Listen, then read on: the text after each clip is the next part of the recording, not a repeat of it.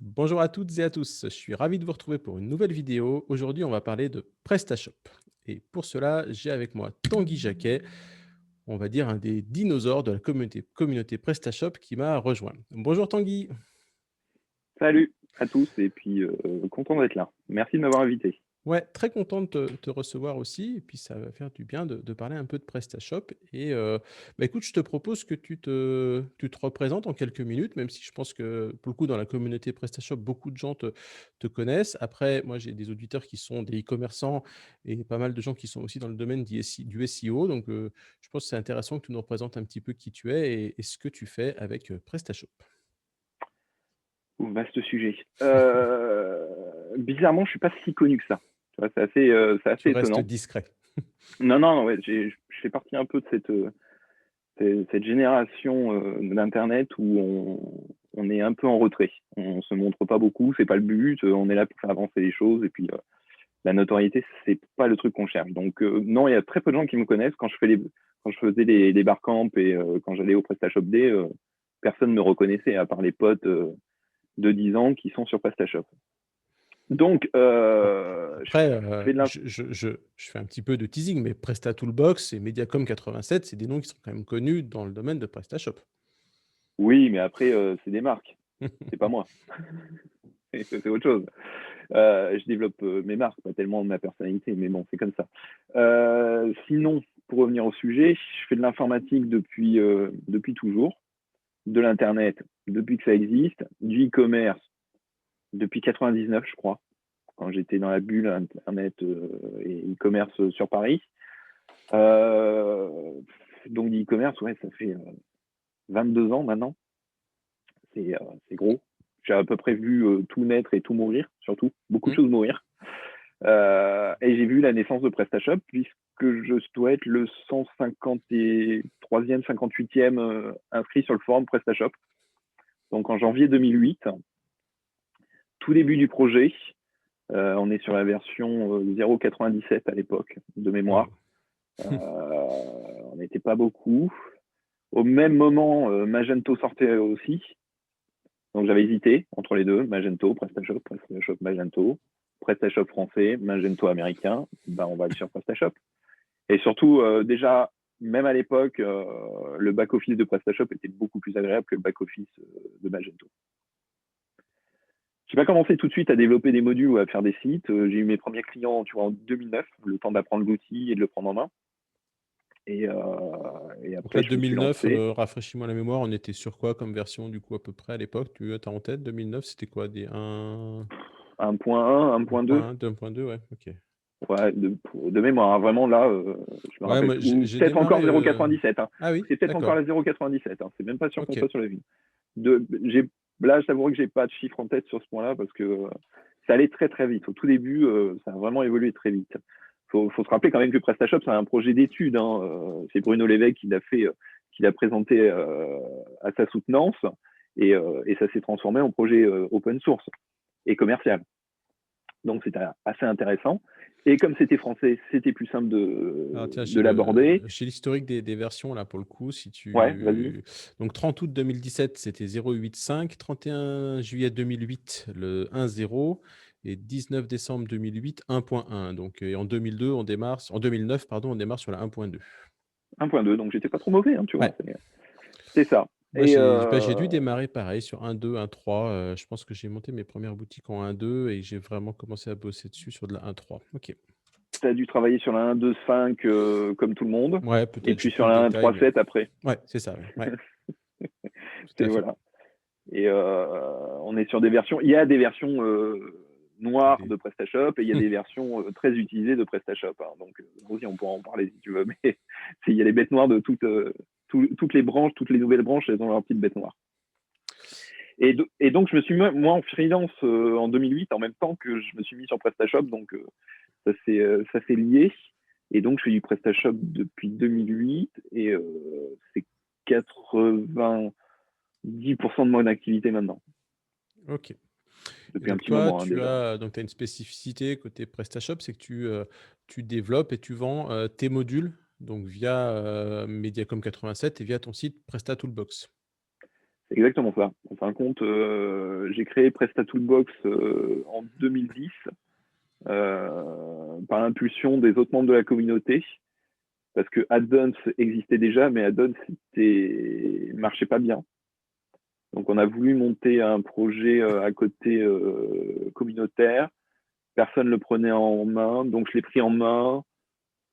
Ça a été compliqué, comme d'habitude, avec une communauté pas simple à gérer, la communauté PrestaShop. Mais je pense que c'est pas lié à PrestaShop. Je pense que c'est la communauté des commerçants et des développeurs autour du commerce. C'est vraiment une communauté particulière qui est là pour faire du business. Faut rester logique sur quand même le but de PrestaShop, c'est quand même permettre à des commerçants de monter leur boutique facilement, rapidement, et donc c'est de gagner de l'argent rapidement. Donc c'est normal qu'il y ait tout un écosystème économique pour gagner aussi de l'argent autour de PrestaShop.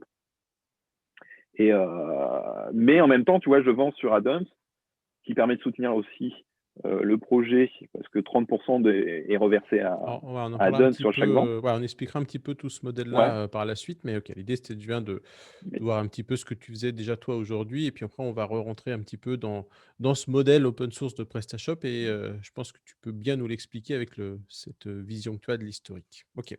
Après, tu vois, je fais les modules, je fais aussi du conseil, Ouais.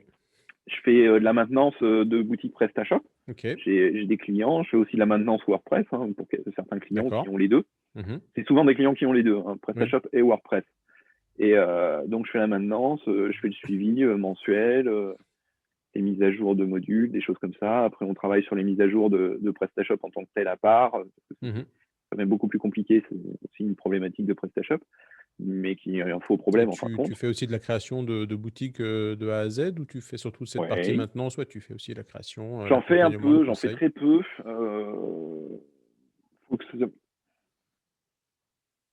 J'aime bien, en fin de compte, ma façon de travailler, elle est axée pour autonomiser mes clients. Mhm. C'est-à-dire que je fais toujours un système où, premièrement, mes clients peuvent partir du jour au lendemain. Je les bloque sur rien. J'ai pas d'engagement, j'ai pas de Mm. choses comme ça. C'est assez transparent parce que j'estime que une relation entre un professionnel, un freelance et un commerçant, elle doit être parfaite. Mm. S'il y a un problème dans la communication, s'il y a un problème dans les visions, dans les choses comme ça, il faut pouvoir se séparer facilement. Parce que le but du jeu, c'est de se développer ensemble. C'est-à-dire que Ouais. les projets se développent, moi, ça développe mes compétences et on se développe tous les deux. On partage Voilà, totalement c'est un cette vision des partenariat. choses. Ouais, c'est ça, c'est un Voilà. partenariat qui doit être équilibré, sinon, en effet, dès que c'est déséquilibré, ça va plus. Quand j'ai créé mon entreprise, j'ai créé la maison des artisans. Je suis un artisan, moi. Je suis pas un commerçant, je suis pas un commercial. Je suis un artisan du web. Je me vois vraiment comme ça. C'est une belle définition. Ouais, mais j'espère. Après, ça marche pas avec tout le monde. Moi, je me suis séparé de beaucoup de clients parce que ça collait pas, parce qu'ils attendaient plus un esclave qu'un partenaire. Mm. Donc, ça marche pas comme ça pour moi. Non, Et je me sépare du client et on se sépare en bon terme. gentiment, ouais, tout à fait. On détruit rien, on se sépare, il va voir ailleurs et il n'y a pas de problème. Et je retrouve des clients chez d'autres freelances avec qui je travaille régulièrement. Donc, dans la communauté PrestaShop, on se connaît tous, beaucoup. Et donc, on échange et on se retrouve avec des clients qui passent de main en main, qui ne sont pas C'est toujours simples. exact. C'est vrai, tu as Bon, raison. Bon, ok, mais on trouve toujours chaussure à son pied. ça marche. Ouais, exactement. Puis, voilà, comme tu dis, les routes sont aussi faites pour se croiser et se décroiser par moments, hein. Il y a des étapes de vie et de partenariat, et ça va bien pendant un petit moment, ça va plus, puis ça peut revenir, et etc., etc. Alors explique-moi un petit peu, toi qui as suivi ça depuis le début, parce que c'est quand même un petit peu cocasse là, cette histoire de PrestaShop. Donc tu me dis que ça part d'un projet de fin d'études à la base pour devenir, ce que c'est aujourd'hui. Je crois qu'on en parlait, juste avant de démarrer. C'est peut-être quelque chose comme 300 000 boutiques aujourd'hui dans le monde. C'est, 170 000 boutiques en Europe. C'est le leader de la plateforme e-commerce en France, et ça démarre d'un projet de fin d'études. C'est quand même assez, c'est un peu une success story à l'américaine, ce truc-là. C'est un peu ça. C'est totalement une success story américaine, même si ça ne serait pas transformé en licorne dont on parle souvent, mais c'est une belle success story. Et c'est un beau projet, en fin de compte, qui est mené par Bruno Lévesque quand il faisait ses études à Epitech, si je ne me trompe pas, en 2007. Il fait sa soutenance de fin d'études. Et il avait donc monté ce projet Alors, je sais plus si ça s'appelait déjà PrestaShop ou pas. Je me rappelle Ça pas. devait s'appeler PHP Open Store. Ah ben voilà, tu vois. Et dans POS, le PHP jury, Open Store. Ouais. ce qui est pas mal. Ouais, ce Et qui est dans bien le bien. jury, il y a le fondateur du site qui s'appelle leguide.net, Mhm. donc Monsieur Schlumberger, si je me trompe pas, qui était dans le jury et qui a dit oh punaise, il y a un truc. Et donc il a mis, je crois que c'est le premier investisseur et je crois qu'il a investi 50 000 euros. Ça a démarré D'accord. comme ça, tout bêtement, tout petit, limite dans une chambre d'étudiant, hein, comme on raconte, Ouais, c'est un ouais. peu Mhm. comme les radios libres. Et, donc ça, c'était en juin-juillet 2007. Et donc moi, je suis arrivé, t'imagines que le forum était déjà là très rapidement et que moi, je suis arrivé donc en janvier 2008. Et il y avait déjà des employés. Donc Mhm. 2008, il faut se rappeler quand même que la bulle Internet a explosé en 2000. Donc on est 8 ans après. Mhm. Il y a de nouveau un peu d'argent, mais pas tant que ça. Et c'est juste avant la crise des subprimes. Mais on est en pleine crise des subprimes. Ouais. Donc trouver de l'argent pour développer, c'est dur. Le projet se développe vraiment en open source et avec une communauté qui grossit, mais très vite de mémoire. Ça grossit très très vite la première année. Et à partir de 2009, je crois que PrestaShop est déjà une référence. Mhm. C'est un truc de dingue. Hein. C'est Mhm. en un an. Ouais. On est beaucoup de développeurs sur PrestaShop qui sont là depuis 2008, 2009, 2010. Et après, ça a vraiment complètement changé. Et à partir de là, ça a grossi. Donc, on est, comme tu as rappelé les dates, sur la 1.2 2009. La 1.3 doit être en 2010. Et la 1.4 doit être en 2011. De mémoire, 2011-2012. 1.4 est le 16 mars 2011. Ouais, tout à fait. Ouais, 16 mars 2011, sortie de la Merci 1.4 Wikipédia, hein, 017. je dois te citer Ouais, mes ouais. sources, hein, j'ai ma feuille de pompe. Sortie de la version 1.4.017, la pire version de PrestaShop, et qui est sortie pour, alors, bruit de couloir, anecdote et tout ça, serait sorti, on va mettre au conditionnel, serait sorti pour satisfaire les besoins de nouveaux investisseurs. Pour Donc là, on est justifier en 2011, on a dit, c'est ça? Ouais, ok. 2011. Ouais, Donc c'est ok. pour acquérir les premiers investisseurs externes sur PrestaShop. Donc c'est les premières levées de fonds importantes de PrestaShop. De mémoire, hein, vraiment, Mhm. en sachant qu'à l'époque, donc on était pas énormément, qu'on faisait des réunions directement avec Bruno Lévesque, qu'on pouvait discuter avec lui, qu'on avait son mail, Mhm. c'était vraiment Ouais, une une petite, association, de la camaraderie, et on développait le truc. Et on parlait déjà. Et là, du coup, à l'époque, explique-moi un petit peu, parce que du coup, donc, même si moi j'ai suivi ça, mais j'étais vraiment d'un côté utilisateur, je n'étais pas du tout dans la communauté en tant que développeur. Donc, on est parti de ce fameux PHP open source, là, enfin, commerce open source, je ne sais plus comment j'ai appelé ça tout à l'heure. PrestaShop se lance, et donc en parallèle, la communauté commence à travailler dessus. Donc, c'est la communauté qui construit et fait vivre le logiciel selon quelle stratégie, quels axes, du coup, à l'époque, comment ça avance, en fait, le projet, du coup, à l'époque? Par contre, il y a deux choses. Tu as déjà une équipe de développeurs en interne, Ok, d'accord. avec des chefs de projet et des développeurs, et le marketing n'est pas trop développé à l'époque. Et la vision, c'était celle de Bruno et des équipes dirigeantes. Et donc, il y avait un système de bug tracker où tout le monde disait les bugs qu'il avait rencontrés. C'était assez simple. Tu annonçais ça et tu avais des résolutions assez simples, mais parce que comme tout était basique et simple, un problème, une solution. Mmh. C'était assez rapide à l'époque. Et ouais, on a tous participé, on a plus ou moins à notre niveau, hein, en fonction de ce qu'on pouvait faire, mais soit il y en a la plupart qui relevaient des bugs, sauf il y en a certains qui résolvaient des bugs, mais c'est beaucoup PrestaShop, les développeurs de PrestaShop de la première heure, Ok. qui ont résolu, pardon, Mmh. qui ont résolu beaucoup de problèmes et beaucoup de bugs. Mais c'était toujours sur la vision de Bruno, et surtout, quand est-ce qu'on a fait, t'imagines, on doit être au premier Barcamp, on doit être en 2009. Ouais. Et moi, j'ai pas fait le premier Barcamp, ça doit être en 2009. J'ai dû faire mon deuxième Barcamp en 2010, et où on se rencontrait une fois par an. On discutait, on échangeait. On était au début 100, après 500, après 1000, 3000. C'est devenu gros, hein. C'est les PrestaShop Day maintenant. On Mmh. n'a pas pu faire de PrestaShop dès l'année dernière, mais c'est une petite messe où la communauté se retrouvait. Donc c'était plutôt agréable. Et puis oui, tout était accessible. C'est-à-dire que oui. Et le forum était tenu à l'ancienne à l'époque. Quand je dis à l'ancienne, c'est ce que j'ai connu fin des années 90, début 2000, c'est-à-dire qu'on applique la net étiquette, respect, Mmh. français, pas de faute, pas de langage texto, pas d'insultes, Mmh. mais on parle franchement, et surtout, on s'étonne pas si on pose une question qui a été posée 40 fois, de se faire embarrer dans les cordes pour dire c'est bon, quoi, cherche un peu, fais l'effort. Donc voilà, c'était plus. Mais parce que la communauté était plus. Enfin, comment dire, les premiers qui ont travaillé sur PrestaShop étaient plus techniques, étaient plus attirés par le nouveau produit. Mmh. Donc avec un peu plus de maîtrise technique, c'est vrai que maintenant, ça a plus évolué avec du commerçant qui n'a aucune connaissance, strictement aucune OK. connaissance.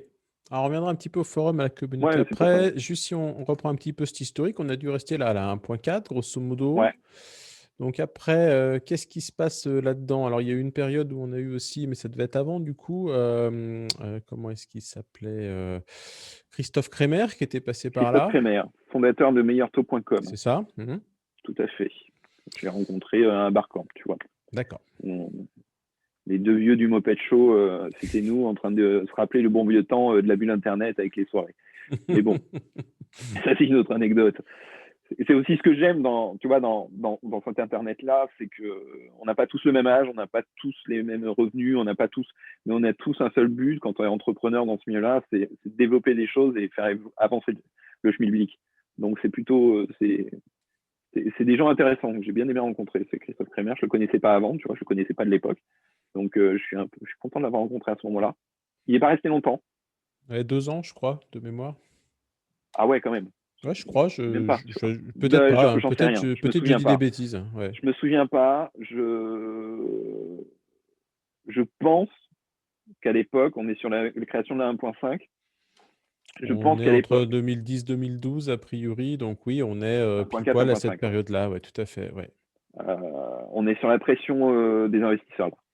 On est sur la 1.4, 1.5. Si tu veux, si je reprends Ouais, ma petite feuille de pompe, bah, ils me disent que grosso modo, à cette époque-là, on passe de 17 salariés à 100 salariés et voilà, on crée la filiale aux États-Unis. à Miami. Et donc Bruno part à Miami. Ça, c'est la nouvelle quand même dans l'histoire. On se retrouve avec Bruno qui part. Donc, pensez au décalage horaire quand on lui envoie un mail. Ça, c'est pas mal. Christophe qui est à la tête de la direction Paris. Mais de mémoire, il a été placé là par les investisseurs. Je pense que ça a été une obligation. Et je suis pas sûr que comment dire, l'osmose se soit bien faite entre Christophe et Bruno. J'en sais pas plus, j'ai pas plus d'infos, j'étais pas dans le secret des dieux. C'est l'image que ça donnait sur les barcamps et sur enfin, les bruits de couloir. Donc, mais tout ça, c'est de l'officieux. Hein. C'est toujours pareil. Il y a depuis le début, depuis le moment, non pas depuis le début, depuis le moment où les investisseurs sont rentrés dans la boîte de PrestaShop, euh, il y a une maîtrise de la communication externe qui s'est mise en place et qui limite énormément la fuite d'informations. Et je choisis bien mes mots quand je dis ça. Hein. Quand je dis fuite d'informations, c'est le ressenti quand tu as une information qui sort un peu touchy, tu as l'impression que c'est vraiment une fuite, que c'est limite comme si un policier avait fuité une information judiciaire. Tu vois, c'est un peu l'impression que ça donne. Alors qu'on est sur un projet open source, on est un projet communautaire. C'est ma vision de la communauté. Hein, parce qu'en parallèle de moi, en parallèle de ça, je crée un espace de coworking en coopérative sur La Rochelle, tu vois. Donc, OK. je fais les deux en même temps avec 12 autres personnes. Donc, c'est pas un petit truc. Maintenant, on est énorme. Hein, on est plus de 70. Donc, on est presque autant de personnes que d'employés chez PrestaShop maintenant. Donc, non, mais. Et, Multinationale. et c'est. Voilà, après, c'est un concept de la coopération. Chacun n'a C'est pas la même chouette. vision. Oui, je fais de l'argent avec PrestaShop, bien sûr. Mais le temps que je donne sur les forums, les articles que j'écris pour aider, ça c'est gratos et ça reste. Et c'est aussi ça, c'est tout ce que tu mets sur les forums ou tout ce que tu mets sur tes articles, c'est des choses qui restent. Donc les gens peuvent s'en inspirer, ils peuvent les réutiliser et puis ils peuvent avancer plus facilement et se former facilement. Comme je dis, hein, avec mes clients, moi j'explique très souvent des choses à mes clients, c'est pour que eux ils le fassent derrière tout seuls. Ouais. Ça sert à rien que je répète une petite prestation à 30 euros tous les 4 matins. Je préfère faire une prestation à 400 euros qui me fasse évoluer et avancer, et que eux, pendant ce temps, la petite à 30 euros, ils peuvent la faire eux-mêmes. On gagne du temps, tout le monde gagne du temps, et puis comme ça, ils ont le temps de s'investir pour faire des plus gros projets. C'est clair. C'est gagnant-gagnant, c'est toujours la même chose. Le but du jeu, c'est voilà, qu'on y gagne tous. Ouais. Et vis-à- -vis de PrestaShop, de sa communauté et de l'open source, c'est aussi comme ça que je vois les choses. C'est-à-dire qu'on doit s'entraider. C'est-à-dire que quand les choses sont mal faites au niveau de PrestaShop, il faut qu'ils soient capables de l'entendre. Comme nous, quand on fait des bêtises et qu'on dit des choses mal sur le forum, qu'on soit repris et qu'on soit remis à notre place. C'est un droit. On travaille main dans la main. Il faut que ça marche dans les deux sens, à mon avis. Ouais. Ok, allez, on avance vite fait sur cette partie historique. Donc, on a la 1.6 qui sort en 2014. Donc là, changement du thème par défaut, adaptation encore une nouvelle fois. La 1.6.1 qui sort à peu près un an plus tard. Et puis arrivent les. Alors, on va peut-être parler un peu de ça, cette 1.6, parce que aujourd'hui, ça reste quand même l'une des versions qui est pas mal utilisée dans le monde. Et puis, peut-être je ne sais pas si tu as suivi toi un peu le projet, le fork de la 1.6, le SortiBiz, ça te parle un petit peu, ça? Ça me parle un petit peu, vu que je l'ai soutenu au départ aussi et que je le soutiens sur sa renaissance, mais parce que c'est toujours bien qu'il y ait des visions différentes qui se développent autour d'un projet. La 1.6, pour moi, hein, ça n'engage que moi, c'est la meilleure version après la 1.4, après la 1.3. Toi, moi, j'ai eu la 1.3.7 pendant très longtemps. J'ai attendu la 1.6 pour basculer. J'ai pas fait la 1.4, j'ai pas fait la 1.5. J'ai travaillé, moi, sur la 1.4, sur la 1.5 pour des clients. Mais vraiment, j'ai trouvé que la 1.6, elle avait une maturité dans Tu me disais tout son à l'heure, toi, usage et dans sa structure. ton site de vente en ligne à toi, il est sur de la 1.6.1 aujourd'hui. Ouais. C'est sur les dernières versions, ce qui permet de profiter de PHP 7. Ouais. Ce qui est vraiment une grosse différence au point de vue performance. Il y a vraiment un plus. Et je trouve le back-office Et donc là, bien fait. excuse-moi, juste une petite parenthèse là, par rapport à ça. La version compatible PHP 7 en 1.6, c'est une version officielle. C'est pas une version. Il me semblait que c'était une version pas officielle. Non, compatible 7.1, c'est la C'est version officiel. officielle Ok. 1.6.1.24. D'accord. Derrière, il y a une version qui a été développée par la communauté et principalement par Olivier Lecor, Olivier, ouais. il l'a fait sous la direction de PrestaShop. C'est PrestaShop qui lui a dédié un D'accord. espace sur le GitHub de PrestaShop pour prendre en charge la bascule en 7.2 et en 7.2 de PHP 7.2 de la version 1.6. Donc c'est la 1.6.1.25 25, ouais. qui est disponible sur le GitHub officiel PrestaShop Ok. et qui fonctionne en PHP 7.2 et 7.3 si je ne me trompe pas. Et je crois même qu'on doit pouvoir pousser en 7.4. Mais après, la problématique, c'est plutôt les modules. Les modules, ouais, c'est tout à fait. pas le cœur de PrestaShop, Ouais. c'est les modules tiers qui Ok. sont pas toujours compatibles. Mais ça, c'est une version officielle et qui fonctionne très bien. Et qui, Olivier a fait un boulot de dingue hein, pour la faire. Hein. C'est dommage que PrestaShop n'ait pas poussé le truc complètement et qu'on n'en ait pas une vraie release officielle qui soit prise en compte. Mais après, je comprends qu'il faudrait une équipe dédiée pour reprendre le code, pour sécuriser tout le code et pour être sûr que tout ce qu'a fait Olivier est bien fait. Moi, j'avais travaillé avec lui sur cette version pour apporter des corrections, mais c'est lui qui a fait 95% du boulot. Et on doit être une dizaine à avoir fait les 5%. Donc félicitations à lui. Après, il y a une version autre faite par Doekia qui est une version 1.6.1.26 qui est un peu différente parce qu'elle met à jour des librairies, des choses comme ça, donc elle est un peu plus touchy à utiliser parce qu'elle provoque des effets de bord. Et à côté de ça, tu as la version SortiBiz qui s'est créée à partir de la version 1.6.0.9 de PrestaShop, mais qui a su intégrer les dernières évolutions de la 1.6 en prenant le meilleur et en intégrant aussi plein d'autres fonctionnalités, dont la compatibilité PHP 7.4 native, la gestion des images WebP, pour les Mmh. images, c'est intégré, D'accord. avec un cache un peu différent, mais bon, ça, le cache, c'est toujours un problème sur PrestaShop, donc moi, j'en mets pas. Après, qu'est-ce qu'ils ont d'autre? La régénération aussi des miniatures Mmh. qui plantent plus. Enfin, Ça, c'est une bonne enfin il y a ouais, énormément de choses, ils ont des intégré en modules de base, natif, genre ouais. Matomo et ainsi de Mmh. suite. Enfin, OK. il y a pas mal de choses dans Sortibis qui sont intéressantes pour les gens qui hésitent à basculer sur la 1.7 et qui savent pas d'avenir de la 1.6. Sortibis peut être une alternative, mais c'est toujours une alternative, je pense, encore, qui doit être prise par des gens qui ont quelqu'un de technique pour suivre derrière. Là, d'un point de vue, pour le coup, d'un point de vue, je vais te poser une question à toi en tant que développeur de modules. Si tu vends un module PrestaShop, à une personne qui a un Sortibis, tu peux faire du support, toi, sur le module ou ça sort Je du développe, cadre? je développe tous mes modules pour qu'ils soient compatibles avec Sortibis. Ouais, donc mais du coup, même s'ils sont pas sur une version officielle de PrestaShop, tu peux faire du support, là-dessus. S'ils Bien sûr. l'achètent via le PrestaShop Add-ons, ça passe ou même sur ton site, ils ont le Bah support. après, c'est toujours difficile. S'ils ont modifié l'intégralité de leur boutique et que le problème Non, mais je se parlais bien présente sur que un sur leur je boutique, c'est un disais si support on part spécifique d'un pour leur d'un boutique. Sortibis, enfin, tu vois, s'ils sont partis Ah sur un oui, oui, Sortibis il de n'y a aucun base, problème, oui. OK, Ouais, ça ouais, marche. bien sûr, bien sûr. Alors roulement de tambour, PrestaShop 1.7 nous, parle de réécriture de PrestaShop avec Symfony. Ça, c'est l'annonce. C'est pas mal, c'est un bon résumé. Ça, c'est l'annonce. Je m'en souviendrai encore hein, de ce PrestaShop Day où il y a l'annonce de l'intégration de Symfony avec des grands discours nous expliquant que des développeurs Symfony allaient affluer sur PrestaShop et faire évoluer le truc de façon exponentielle au niveau du développement. On était tout excités. Et puis ça fait pchit, hein, pour reprendre une phrase intéressante de Monsieur Chirac. Alors juste pour, une petite parenthèse, hein, pour les gens qui ne l'auraient pas forcément en tête, Symfony, c'est un framework PHP. C'est, Pas faux. développé par une boîte française, hein, c'est ça, hein? Tu me dis si je dis des bêtises, je suis pas expert. Tout bien. Ouais, OK, ça marche.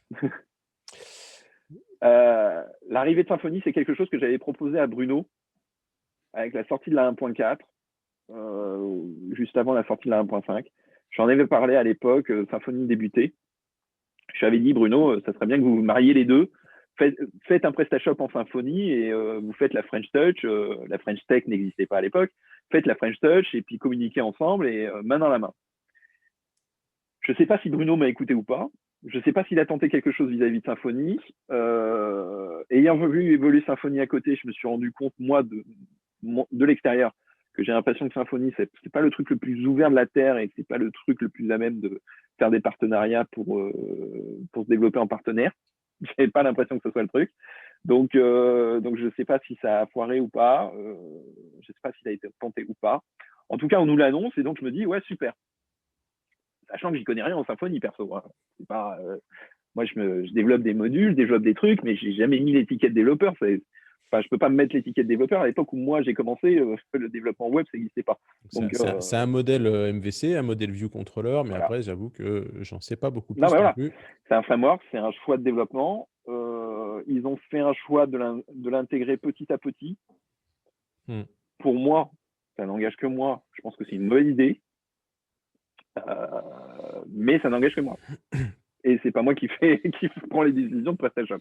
Donc, OK, attends, explique-moi là, parce que là, je voudrais être sûr de bien comprendre. Donc ouais, quand tu me dis petit à petit, ça veut dire que, grosso modo, à chaque nouvelle version de la 1.7, il y a un petit bout de plus de PrestaShop qui est basé sur ce framework Symfony? c'est ça. En fin de compte, chaque évolution de version de PrestaShop intègre, outre la correction de bugs, la mise à jour de features ou des fonctionnalités supplémentaires, il y a aussi la transformation d'une partie du back-office, que du back-office hein, pour l'instant, ça ne touche pas au front-office, le back-office où il y a une partie qui est transformée en Symfony. C'est-à-dire maintenant, actuellement, je ne sais plus, il y a la page commande, la page produit qui doivent être en full Symfony. Ouais, je crois que sur la Et 1.7.7, il y en a encore quelques-unes qui ont été rajoutées, je sais pas s'il voilà, y a pas les clients et ouais, peut-être, ouais, tu vois. Donc, à vérifier, je sais pas, ouais. ouais, là, je t'avouerai que j'ai un peu de mal. Ok. Euh, Mais alors, ouais, dis-moi, du coup, là, c'est pas mon truc. ça ne concerne que le back-office. Il n'y a pas Que le d'évolution back-office. sur le front-office Non. avec Symfony. D'accord. Et donc, d'un point de vue utilisateur, autant d'un point de vue commerçant que d'un point de vue développeur, finalement, ça apporte quoi cette partie Symfony? J'ai pas de réponse. Joker. Ok. C'est ça. Joker. Mais j'ai pas de réponse parce que je pense que il doit me manquer une information, il doit me manquer une vision de ce qu'est l'intérêt d'un usage d'un framework. C'est une nouvelle méthode de développement. Je t'avouerai que pour moi, le code que proposait PrestaShop jusqu'à maintenant, c'était un framework Mm. pour moi, parce que c'est déjà un mauvais modèle MVC. Il a déjà Mm. ses routines, tu réutilises les classes, tu machin. Donc pour moi, c'est déjà un framework, mais ça n'a pas l'air d'être le cas pour beaucoup de gens. Et Symfony, ça a l'air bien. Après, soi-disant que ça va faciliter le maintien et ainsi de suite. Sauf que j'ai pas l'impression que ce soit le cas. Mais toujours pareil, parce que je ne maîtrise pas Symfony, donc je ne comprends pas le choix de morceler. Je ne comprends pas le fonctionnement du fait qu'on peut le Mm. découper, prendre seulement une partie. Voilà, ça me dépasse. Ça me dépasse. Aujourd'hui, quand Mais tu développes un j'arrive à module, développer sur PrestaShop c'est 1.7, ce que tu vois. j'allais dire. Quand tu développes des C'est modules ça. aujourd'hui, tu n'as pas besoin tu ne les développes pas via Symfony quand tu développes des modules, de Non, toute façon. non, parce que de toute façon, on se rend compte qu'il y a beaucoup de parties qui ont été. Tu vois, ils ont mis un nouveau système de traduction, des choses comme ça, mais ce système de traduction ne fonctionnait pas, je crois que ça s'est amélioré, mais ne fonctionnait pas sur les modules non natifs. Dès qu'on n'est pas natif, il y a un problème. Mais les traductions ont toujours un problème sur PrestaShop. Même sur les dernières versions de PrestaShop, on a des problèmes de traduction. Parce qu'on ne sait jamais où ça se trouve, si c'est dans la base de données, si c'est dans un fichier, Mm. si on doit le faire dans le template de base, ou si on doit faire dans le template qu'on a acheté, ou ainsi de suite. Donc c'est un peu compliqué, cette partie-là. Donc il y a des choses à stabiliser sur cette 1.7. Je pense qu'elle peut arriver à quelque chose de très intéressant. Il y a des vraies améliorations sur des usages, des choses comme ça. Ils ont su écouter la communauté sur pas mal de choses sur la 1.7 pour remettre des éléments de configuration, comme sur les devises, sur les dernières versions, Mm. qu'on peut de nouveau configurer. Ou comme par exemple la présentation. Ça, c'est un truc, il y a que les gens comme moi qui remarquent ça, parce que je travaille sur énormément de versions 1.7 pour tester mes modules, ou sur 1.6, puisque je développe maintenant que sur 1.6 et 1.7. J'ai abandonné 1.5 et 1.4. Et en fonction des versions, par exemple, si vous allez dans la page module, avant, vous tombiez sur la page de présentation des Mm. modules à télécharger sur Addons. Exactement. Et après, il fallait cliquer sur un onglet pour Mm. aller sur la liste des modules installés. Là, maintenant, c'est le contraire. Vous Mm. arrivez directement sur la liste des modules. La sélection des modules sur la 1.7 est encore améliorée. Maintenant, ils sont bien répartis dans les bonnes sections. Oui. Alors qu'avant, les modules tiers étaient tout en bas. Oui. Donc là, maintenant, ils sont bien répartis. Le fait de mettre en tête de liste des modules qu'on a utilisés, qu'on a configurés, plutôt que les modules qu'on ne configure pas et qu'on ne touche pas, c'est intelligent. Ça, c'est très bien. Il y a des évolutions comme ça. Du X, vraiment, c'est un sujet intéressant sur Mm. Site 1.7. Et elle s'améliore. Il n'y a rien à dire à ce niveau-là, elle s'améliore. Elle est vraiment bien. Ok, tu as commencé à me parler un petit peu de cette partie de développement de modules et ça m'intéresse d'en discuter avec toi puisque tu es quand même reconnu pour ça, connu pour ça. Alors, ça fait partie du business model de PrestaShop, du coup, cette partie module avec son PrestaShop Add-ons. Tu peux nous réexpliquer un petit peu comment ça fonctionne et aussi pourquoi toi, tu as ta propre... tu nous as dit tout à l'heure pourquoi tu avais ta propre plateforme, mais comment ça fonctionne cette histoire de PrestaShop Add-ons? Vous, les développeurs, comment vous faites pour soumettre des modules? Il y a des validations, vous êtes payé par rapport à tout ça. Explique-nous un petit peu comment ça fonctionne tout ça et aussi, du coup, un petit peu le business model de PrestaShop. Alors, business model de PrestaShop, il est très simple. Ça s'appelle l'Apple Store. Non, mais C'est c'est ça? vraiment ça. C'est création de PrestaShop 2008, sortie de l'iPhone 2007. Mmh. Donc, on est sur cette époque-là où l'idée de faire un add-ons, de faire une plateforme où on rassemble tous les modules. À l'époque, première version d'add-ons, on a les modules gratuits et payants. Ouais. Il y a les modules gratuits de la communauté. On pouvait déposer des modules gratuits téléchargeables directement sur Add-ons. Ça a été abandonné parce qu'il y a un problème de sécurité et de maintien, parce qu'ils voulaient déléguer cette partie-là à la communauté, qui est de créer une équipe communautaire spécifique à la validation. mais valider des modules tiers développés par la communauté, c'est du gros boulot, c'est vraiment compliqué. Et donc, c'est pour ça que ça a été abandonné. Je comprends leur choix. Je pense qu'on aurait pu trouver une solution, mais toujours pareil, GitHub, à l'époque, je suis pas sûr que ça ait été c'était en place, tu vois. Voilà, c'est il y a 11 ans, hein, il y a 12 ans. Donc, faut toujours se remettre dans ce passé-là. Et c'est pour ça que je prends l'exemple de l'iPhone, tu vois, 2007, 2008, PrestaShop. Donc, c'est la préhistoire, les gars. Ouais, vraiment, ouais. C'est vraiment ça. Hein. Ça vous paraît évident maintenant, tout, mais c'est la préhistoire. Donc, le gratuit. Et après, donc, on est sur un modèle tout simple qui est, pour moi, vertueux, qui est 30% de ce qu'on touche, enfin 30% de ce qu'on vend est versé à PrestaShop. Okay. C'est la commission de PrestaShop, c'est 30%. Okay. Apple a la même commission, c'est une commission standard qui englobe la gestion des paiements, la gestion du stockage, la mise en avant, la communication, les 30% sont cohérents. Moi, j'applique les mêmes 30% sur ma plateforme, PrestaToolbox, pour les prestataires.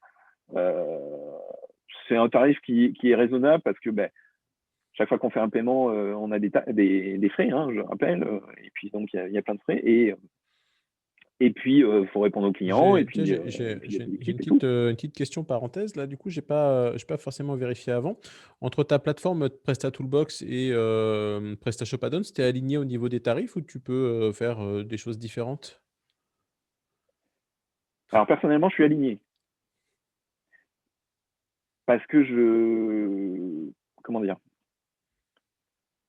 À une époque, Add-ons interdisait de vendre les modules à un prix inférieur dans un espace tiers. Okay. Je n'avais pas le droit, par la convention que j'avais signée avec Add-ons, de vendre mes modules moins chers chez moi. Ce qui me paraît logique.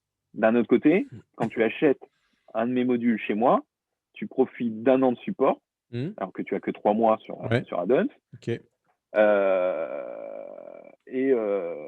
Et puis surtout, quand c'est un produit tiers, tu peux être en relation directe avec le développeur. Moi, j'ai aucun problème que les développeurs discutent avec les clients derrière. Et sur chaque module, tu as le nom du développeur, tu as le logo, enfin, tout ça est totalement transparent. Et le but du jeu, c'est de développer chaque développeur. C'est aussi que chaque développeur gagne mieux sa vie. Et s'améliore sur les modules et ainsi de suite. Mais je t'avouerais que cette partie, moi, place de marché sur PrestaToolbox est presque abandonnée. Je dirais qu'Add-ons a gagné la partie, quelque part, dans l'univers. Et c'est très bien, tant mieux. Et je milite pour que Add-ons soit la référence et soit le point unique, parce que ça facilite la vie à tout le monde et ainsi de suite. Hein. Mais c'est toujours pareil. Quels services en plus pour le développeur? Quels services en plus pour le commerçant? Ce genre de choses. Là, je suis un peu plus mitigé sur les partenariats qui sont faits. Je suis un peu plus mitigé sur leur choix de faire payer la présentation du nom des développeurs. Je suis un peu plus mitigé sur tout ça. Parce que pour moi, quand tu mets ton module, si tu veux être cité, tu dois payer en plus, c'est ça? Ouais, faut que je sois. Alors, faut que je sois partenaire, en gros. Mais pour être partenaire, il faut que j'ai suivi des formations. Oui, c'est un beau billet déjà. Ce qui est un peu anecdotique parce que limite, je pourrais être formateur sur ces formations. C'est ça. Donc, bon, c'est un peu compliqué. Donc, mais c'est un problème récurrent dans la communauté. Hein. C'est savoir comment on fait pour valoriser les gens qui s'investissent. C'est compliqué. Hein. C'est un vrai sujet. Mais comme le sujet des notes hein, sur Add-ons, c'est compliqué aussi parce que les commentaires avant, ils étaient tous visibles. Maintenant, ils sont plus tous visibles. C'est nous, les développeurs, qui validons les commentaires qu'on veut voir affichés. Bien sûr, on affiche que les meilleurs. C'est logique. Mais toutes les notes sont là. C'est-à-dire que l'intégralité des notations les notes sont là, mais tu choisis les commentaires que tu veux modérer ou pas. D'accord. Mais tout le monde fait ça. Faut pas s'offusquer. Tu vas sur n'importe quel site, on met pas en avant le mec qui te met une étoile.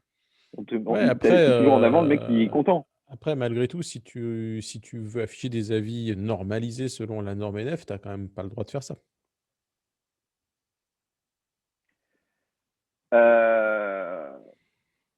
C'est quand même encadré par une norme. Alors, je vois ce que tu veux dire. L'intégralité des notations est conservée. Mmh. tu vois. Donc, la notation, elle est juste. La note est Sur, juste. Mmh. moi, par rapport à mes modules, la notation que je reçois, elle correspond. Mmh. Et j'ai des fois des gens qui sont pas contents et qui mettent 2 étoiles et que ça me fait baisser ma note. Et je suis pas content de mon côté. Et puis voilà. Mais c'est le jeu. J'ai Mais vu d'un ça autre tout à l'heure côté, dans après, comme je suis allé voir ton Google My Business et j'avais vu un avis négatif, parce que tu avais installé plein d'autres modules en même temps que le module. Je sais pas, ça m'a fait bien rire ce truc-là. Je sais pas, ouais, ouais, c'était tu une as case à cocher. Il suffisait de c'est cocher une ça, case c'est et ce c'est que le j'ai problème vu. était réglé. Mais Ça m'a fait rire. ça, ça avait l'air grave. Oui, oui, mais parce que personne ne met de. Tu vois, j'ai quelqu'un aujourd'hui qui a mis un avis dessus en disant punaise, c'est trop bas ta note, je te mets un avis parce que c'est trop bas. Mmh. Mais parce que ça représente pas mon boulot, donc ça doit me porter préjudice, j'en sais rien. Je sais pas. Je me préoccupe pas tellement de ça, mais c'est peut-être mon défaut. Oui, je pense qu'il faudrait, ouais, ouais, Ouais, ouais, bah, il faudrait que je m'en occupe. aujourd'hui quand même, c'est le conseil qu'on donne nous à nos e-commerçants donc Oui, ouais. oui, c'est le premier conseil que je donne. Hein. Tu vois, avant même de commencer ton commerce, fais ton My Business. C'est Hein, ça. Mmh. c'est le premier truc à avoir. Mais ouais, je sais, mais cordonnier le plus mal chaussé, hein, c'est Je bien sais. connu. Euh, donc sur Addons, oui, donc tu poses la question des modules, Ouais, je développe un ouais, module, vas-y, vas-y. j'en fais une archive, je dépose l'archive sur Addons, je dépose ma fiche présentation marketing avec en anglais et en français dans mon cas. Je ne fais pas les autres langues parce que je pense que je ne parle pas espagnol, je ne parle pas d'autres langues, donc je fais ce que je peux. Et à la fin, le module est validé. On a un outil automatique qui permet d'éliminer déjà les trucs bizarroïdes Mmh. pour structurer, avoir une façon de coder identique. Et après, Bon, il teste, tous les modules sont bon, testés. qui est pas non plus violent, hein, ce validateur de modules. Ah bah, il te repère des petites bêtises, hein, Ouais, il voilà. te repère des trucs. Moi il me sauve la mise sur pas mal de trucs parce que tu vois, c'est Je me moi je suis rappelle sur d'un Mac échange donc qu'on avait eu pour le coup sur le Slack de Friend of Presta, sur un module de migration Magento, PrestaShop bien connu et il y avait des trucs dedans, tu dis: «Ouf, bah, ça passe partenaire, au validateur de modules», mais tu dis quand tu vois ça, tu dis: «Waouh!» partenaire. Mmh, C'est un peu voilà, c'est un peu le défaut aussi. Moi je suis pas partenaire, je suis community développeur nommé comme ça sur la plateforme Addons. d'accord. Mes modules sont passés dans la main de quelqu'un à chaque fois. Mmh. Là actuellement, quand tu déposes un module par exemple, tu es 300e sur la liste aujourd'hui. D'accord. OK. Je sais pas si moi c'est validé assez vite. Hein. Franchement, Mmh. j'ai connu une époque où il fallait attendre 15 jours pour une validation. Là, si ça prend plus de 3 à 4 jours, c'est exceptionnel. Donc, Ouais, alors on va en profiter pour parler un petit peu de puisque tu as sorti donc un module pour gérer correctement le Brexit dans PrestaShop. Il est passé assez vite là dans le PrestaShop Add-ons du coup ton module? il est passé très vite. Très vite. Les dernières mises à jour sont passées très vite aussi. Ils me les ont validées assez rapidement parce que c'est des mises à jour mineures, c'est pas des Ouais. grosses mises à jour. Ils recontrôlent pas tout le code et puis parce que c'est propre. Et comme ils m'ont en plus fait l'honneur de me laisser une page pour parler du Brexit et de PrestaShop sur le blog de PrestaShop, je pense que Avec ça doit aider une aussi la avec validation une de nos modules. magnifique vidéo invitée dans cet Voilà, article de blog, hein. tout à fait. Tout à fait. Je suis content d'avoir réussi à te placer là. Merci à toi. C'est toujours sympa. Ouais. Euh, donc, ouais, je suis assez. Franchement, alors, toujours pareil, hein, je critique souvent, je suis le premier à critiquer PrestaShop. Mais là, sur Addons, ils sont vraiment améliorés sur la validation, sur le temps de validation. Ils ont vraiment fait des grosses évolutions et maintenant, tout est acceptable. Après, sur la politique tarifaire, sur comment dire, la communication, la mise en avant des partenaires et ainsi de suite. Je trouve que il y en a trop dans le back-office de PrestaShop. Quand tu installes un PrestaShop, tu as trop de logiciels pub, entre guillemets. Mmh. Et ça, je trouve ça fatigant parce qu'on, enfin, c'est pas là pour ça. Ça fait un peu trop, ouais, c'est un peu, c'est comment dire, c'est t'achètes un PC, tu dois désinstaller Mmh. l'antivirus, tu dois désinstaller 15 trucs avant de pouvoir t'en servir. C'est un peu l'effet que ça me fait. Ouais, Moi, bah, quand c'est un j'installe un peu c'est PrestaShop, un peu ça dans le j'ai PrestaShop. 3-4 modules à On a désinstaller. une liste de modules à Ouais, désinstaller, ouais, tout à fait, ouais. Mmh. ouais, ouais. Alors, donc, à un moment donné, je me dis que c'est dommage de prendre des ressources, de faire perdre du Mmh. temps, mais en même temps, c'est comme ça qu'ils arrivent à avoir des statistiques et des retours. Donc après, peut-être qu'il y aurait peut-être d'autres méthodes plus transparentes, mais peut-être que les statistiques seraient moins précises, j'en sais rien. Là, tu vois, c'est le genre de partie qui m'énerve, mais dans lequel il n'y a pas débat, c'est pas ma Mmh, boîte. tout à fait. C'est, donc, je peux juste que constater la chose. OK. Alors sur cette partie développement de modules, moi j'ai deux trois petites questions encore. Alors il y a un point de vue, tarifaire déjà, c'est, tu fixes finalement librement le prix de tes modules, c'est toi qui choisis? Point d'interrogation et puis ensuite, alors on en parlait avant et je sais que beaucoup de gens peuvent penser l'inverse que ce que je vais dire là, mais moi, quand je vois un module comme le Brexit qui coûte, je vais te dire de mémoire, mais peut-être 80 €. Moi, personnellement, je trouve que c'est donné. Alors toi, tu me dis qu'il y a plein de gens qui trouvent que c'est très cher, mais moi, je trouve que par rapport au travail qu'il y a à faire derrière et tu vas nous expliquer un petit peu plus et par rapport au support que ça peut générer, moi, je me dis quand j'achète un module pour gérer le Brexit à 80 € ou 79 €, je ne sais plus à quel prix tu l'as mis dans le add-ons, heu, bah, franchement, enfin, c'est cadeau, moi, je trouve, quoi. C'est bien, tu as raison. Je vais l'augmenter après la vidéo. Tu tu Euh, te rappelles, je t'avais dit de l'augmenter d'ailleurs, hein? Quand par rapport à ton premier prix, je t'ai dit: «Vends-le plus cher». c'est compliqué. Je choisis le prix de mes modules. Le prix minimum sur la plateforme Addons est maintenant de 49,99 €. Ça a été augmenté. C'était 29,99 € avant. Il y a pas si longtemps que ça, ouais. Ouais. Ouais, ouais, ouais. J'ai pas crié au scandale à l'époque. Je crois pas. Enfin, j'ai pas souvenir d'avoir crié au scandale là-dessus. Je comprends qu'il y ait des gens qui se soient offusqués. Moi, je sais le boulot qu'il y a derrière. Les Ah, hein. développements de modules. Je vois le boulot que je fais. Passer de 29 € à 99 €, les gens se plaignaient déjà que 29,99 € c'était trop cher. Bah, ils se plaindront que Mmh. 49,99 € c'est trop cher. Mais comme mon module à 49,99 € leur en rapporté 20 000 ou 30 000 €, voilà, je me dis que ceux qui se plaignent pas, ils ont compris. Là, oui, il y a 79,99. Je l'avais proposé au départ à 59,99. Et au moment où j'ai eu mes premiers clients sur ma plateforme, sur PrestaToolBox, Mmh. parce qu'il était sur PrestaToolBox en premier, euh, j'ai eu tout de suite 3 clients, 3 supports. Mmh. Pour pas des supports parce qu'il y a un problème de fonctionnement, Ouais. mais des supports pour comprendre comment le mettre en place, pour comprendre comment le faire fonctionner, pour comprendre. Mmh. Tout de suite derrière, moi j'ai dû recréer, développer le module. J'ai une FAQ maintenant, une FAQ Mmh. sur le truc expliquant beaucoup plus comment gérer le Brexit, comment demander ton numéro de TVA anglaise, Ouais. ou le demander, comment gérer la douane, comment gérer. Voilà, j'ai apporté ça. Donc je fais un soutien. Donc tous ces textes-là, faut étudier, faut chercher, faut les écrire, faut les traduire. Parce que mon module est en plus, là, je ne sais plus 6 ou 8 langues. C'est une traduction automatique par DeepL, hein. Pour les gens qui ne connaissent pas DeepL, hein, je fais de la pub, hein, je ne touche rien là-dessus. DeepL.com, DEEPL.com, c'est le meilleur traducteur du marché. Il faut être très Il clair. y a pas de débat Euh, et là, pour le coup, tu parles aussi à un gars qui fait un peu de SEO. C'est très utilisé par nos amis consultants SEO quand ils font des choses un petit peu bien sûr, moins le officielles. voilà. Faut être très clair, faut parler quand c'est bien, faut en parler aussi. Exactement. Donc, et après, derrière, je me rends compte qu'il y a encore d'autres supports et ainsi de suite. Je passe beaucoup de temps pour faire le support de mes modules. Je travaille énormément pour les améliorer, pour éviter le support. C'est mon leitmotiv. Moins il y a de support, mieux c'est pour moi. Il faut savoir qu'un module vendu 79,99 €, le moindre support à faire dessus, je perds de l'argent. C'est ça, c'est ça, hein. Mais sauf que je ne peux pas vendre ce module à 99, à Mmh. 129, à 159, parce que personne n'a envie de payer ça dans la communauté PrestaShop. Parce que beaucoup de commerçants sont des petits commerçants. Beaucoup de commerçants viennent en pleurant à notre chevet. Oui, mais tu comprends, je lance mon commerce, j'ai pas d'argent. Mmh.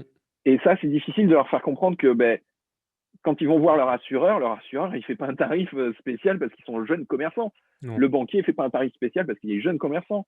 Quand tu achètes une boutique, si tu fais une boutique physique, t'as pas un prix parce que tu es jeune commerçant. Non, ça marche pas comme ça la vie.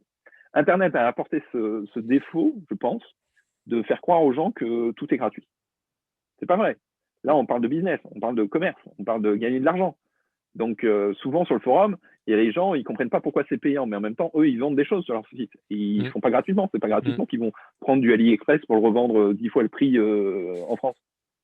Non, mais c'est ça, majoritairement, quand même, le commerce. Euh, allez, Mmh. je fais une aparté très rapide, hein. Euh, dans le monde de la communauté PrestaShop et des développeurs PrestaShop, on avait, il y a quelques temps, maintenant, on a un groupe Slack avec l'association Friends of Presta. Je sais pas si on aura le temps d'en parler, mais tu vois, on a un petit groupe On Slack, pourra. on est des développeurs, des commerçants et tout ça, où on échange beaucoup. Et avant, on avait un canal IRC, PrestaShop en français, où on était Ouais, aussi des ça c'est développeurs c'est un et des truc de commerçants. dinosaure ça, IRC ça. Et il y a la moitié des gens qui vont pas comprendre de quoi tu parles. Bah, c'est un Slack, mais sans, sans les couleurs. C'est c'est ça. c'est un Slack sans les couleurs, mais ça marche. Ça marchait bien, hein? Ouais. Mmh. Ça marchait bien et c'est gratuit. Mmh. Et d'un autre côté, tu vois, on avait tous ces discussions et on s'est rendu compte qu'il y a des tendances du commerce. Donc, on a eu les tendances quand même, on a eu une grosse tendance sur les sex shops quand même à une Mmh. époque. Ouais, tout Beaucoup, à fait. beaucoup de sex shops. Exact. Et là, on est sur une tendance dropshipping Mmh. à mort. Ouais. Et on a commencé par du dropshipping de sex shop quand même. Oui, C'était tout à un fait. peu ça. C'est que ça Dropshipping ça de a sex démarré par shop. là, je me rappelle très bien, j'avais démarré un truc moi à l'époque, Voilà. un dropshipping de sex shop. Ouais, je me rappelle. Avec ce qui a suivi derrière le dropshipping de sex shop, c'était les habits sexy, Mmh. la lingerie sexy. Mmh. Ça a été ça. Et après, on est parti sur le tout venant. Et là maintenant, la mode, c'est donc le dropshipping d'AliExpress, où on paye 10 centimes un truc et on le revend 30 euros après avoir fait une réduction de 70% exceptionnelle pendant 2 heures. Pendant 2 heures. Ça s'appelle Mmh. un Shopify, ça. Mais bon, c'est un autre sujet, On ça parlera un aussi. peu des plateformes après donc Ouais, ouais, ouais. Mais voilà, c'était quoi le sujet au départ? Tu vois, ma digression m'a fait perdre. non, on était toujours sur le prix, on Ah, le devait prix toujours add-ons, être sur ouais. le prix des add-ons, des modules, le support que tu devais faire dessus et cetera. J'avoue que je sais plus comment si on en est arrivé que les gens voulaient rien, enfin Ouais, la communauté voilà. du l'internet avait emmené le monde du tout gratuit. Du gratuit, voilà. Donc non, c'est payant. C'est payant et je suis partisan, moi, pour que les modules soient encore plus chers. Mmh. Mais que comme ils sont plus chers, on attend que le support soit irréprochable et que la Exactement. qualité soit là. Parce que Ah oui, on euh, a malheureusement, de mauvaises surprises assez souvent avec des modules PrestaShop. Alors, pas ceux qui viennent de chez toi, hein, on peut le souligner, mais si, c'est si, vrai ça, que ça arrive, on peut attention, avoir des hein, moi, mauvaises surprises, mais il y a des solutions, il y a, en général, je t'apporte une solution en moins de 24 heures. voilà. Là, tu vois, je suis sur le développement de mon module Brexit. J'ai un client qui a eu un problème sur mon module la semaine dernière, mon module qui affiche un pop-up pour demander un formulaire de demande d'information sur le produit qui affiche sur la page produit et tout ça. Je l'ai réécrit intégralement dans la semaine et j'ai changé complètement la méthode, j'ai augmenté la vitesse. Enfin, il est beaucoup mieux, mais j'ai même pas le temps d'en faire le commerce. Tu vois, je peux pas faire la com, je peux pas faire le marketing, parce que Mmh, la partie marketing, en fin de compte, sur un module prend presque plus de temps que le développement. mmh, Mais ça, c'est encore une autre mmh. histoire. Mais donc sur la partie développement, j'essaye toujours de répondre. Et tu vois, ce matin, j'ai encore dû faire du support sur un de mes best-sellers, qui est la synchronisation de PrestaShop avec Mailchimp, Mmh mh. et que je fais depuis, je sais même plus quand est-ce que j'ai commencé ce module, en 2010 ou 2011, je sais plus. En gros, quand est-ce que Mailchimp a existé, Mmh. mais ça. Euh, j'ai encore des bugs dessus, j'ai encore des oublis, j'ai encore des améliorations, j'intègre encore des demandes de clients, il est en développement permanent. C'est un Ouais, module puis que je vends 99 euros. il y a eu des périodes où Mailchimp a changé aussi ses API, enfin, il y a eu des changements Ouais, de ouais, là, ils viennent j'ai même souvenir qu'il y a eu d'envoyer une des AO. changements, ouais. Changement d'API il y a 3 ans, Ça 4 me dit ans. quelque chose, ouais, ouais, c'est ça. Mmh. Ouais, ouais. Et j'ai dû tout réécrire, mais ce Mmh, qui a apporté un plus, hein, le module a mmh, vachement évolué, hein, bien sûr. toute la partie e-commerce, Mmh, toutes les ventes, les paniers abandonnés, enfin, c'est on peut ça, tout gérer maintenant. Donc, c'est clair. c'est vraiment très intéressant, très bonne évolution. Mais en même temps, Mailchimp a sorti son module gratuit. Donc, quand moi j'ai fini ma nouvelle version, le mois où j'ai fini ma nouvelle version, qui m'avait pris 4 mois de développement, Mmh. Mailchimp sort son module gratuit, Mmh mh. officiel PrestaShop. Mmh. Oh. Mmh, mmh, mmh. Et je me suis dit, oh là, je suis mort. Et non, je suis pas mort parce que ben, moi, mon module, il est multilangue, multidomaine, Mmh. multi-boutique. Mmh. J'ai fait des choix forts qui évitent tout problème entre les boutiques, machin. On peut même intégrer Ça, c'est plusieurs comptes en fonction des boutiques. Enfin, bon, c'est une remarque importante que tu fais là et pour le coup, si je peux donner un conseil aux e-commerçants qui nous suivent, si vous êtes en multi-boutique, avant d'acheter un module, assurez-vous qu'il est bien compatible multi-boutique. Parce que moi, je sais que chez des clients qui sont en multi-boutique, Alors, on je a vais eu être des franc. mauvaises surprises. Ouais, je vais être franc.